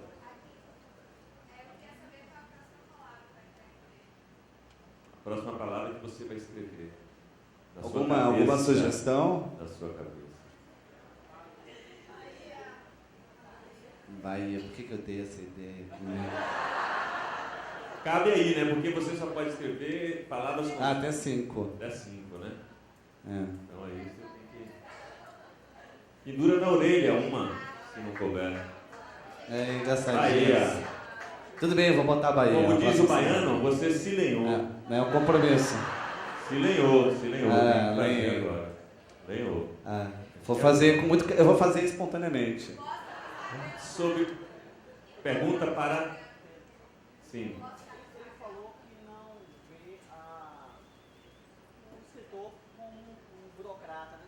Um funcionário público. E eu acho isso bacana. Mas fora, os países fora, principalmente os países de língua inglesa, existe uma espécie de escritor que é um burocrata, que é aqueles ghostwriter, né? São contratados para escrever. Então, assim, eu acho bacana essa ideia de não haver isso, né, acho, por aqui. Mas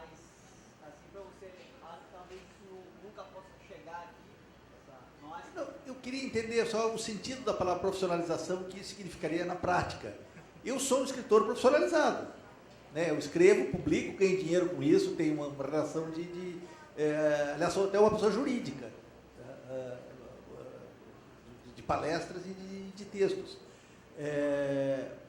Nesse sentido, claro, você tem tudo quanto é tipo de escritor, escritores que são ghostwriters nos Estados Unidos, são contratados para escrever biografia, contratados para escrever texto, quer dizer, há um número imenso. Mas não significa que isso vai ser um burocrata, entendeu? O que me dá medo, às vezes, é certos projetos estatizantes da literatura, aquela ideia de que vai fazer um sindicato dos escritores. O que eu não gosto muito é essa ideia, assim, de tu depender do governo. Isso eu acho perigoso. Muito perigoso. Muito perigoso. Porque se tu depende do governo, tu vai começar a ser um cabo eleitoral. Se tu se torna cabo eleitoral, já tem alguma coisa errada. Vai começar a entrar na política de favor. E é interessante o escritor tentar se manter dentro do mercado. Porque vai precisar viver dele. Né? Vai viver com orçamento menor? Vai viver, mas vai encontrar um jeito de viver, né? As atividades artísticas têm esse lado solitário. Você faz uma aposta metafísica. Um ator de teatro, tu não vai viver de muito. Mas é saber o quanto tu sabe guardar aquele muito. Mas tu vai viver fazendo aquilo que tu gosta. Nossa, é essa a libertação. Tempo agora acabou. Certo? Aí eu vou pedir para vocês falarem das produções novas. É isso? Espera Alguém. É o meu mais recente livro de crônicas, em que eu trabalho a separação, né, e a retomada do homem saindo de novo, sendo solteiro e tal, e passando a namorar. Né? Então, aquela coisa assim, na hora que tu está se separando, tu odeia quando alguém diz vai passar.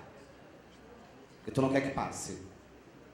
E o livro trabalha com isso. Vai passar mesmo. Passa. Eu acho que é importante retirar a alegria do luto. Cristóvão, está com 2. Bom, aqui são 2 livros. O Breve Espaço acabou de sair nessa semana. É uma reedição do livro que saiu em 98. É um romance. É um livro que eu gosto muito, um romance que tem como pano de fundo as artes plásticas. E o Operaria em Férias é uma coletânea de crônicas da Gazeta que foi organizada, não foi organizada por mim, pelo Christian Schwartz, um jornalista lá de Curitiba. Ele fez uma divisão em temas e fez uma seleção de crônicas, também um livro que saiu recentemente. Então, grato pela presença de vocês aqui em Cachoeira, na Obrigado, Bahia. obrigado. Estava aí, todo mundo a vocês. Obrigado. E tem autógrafo, não é isso agora?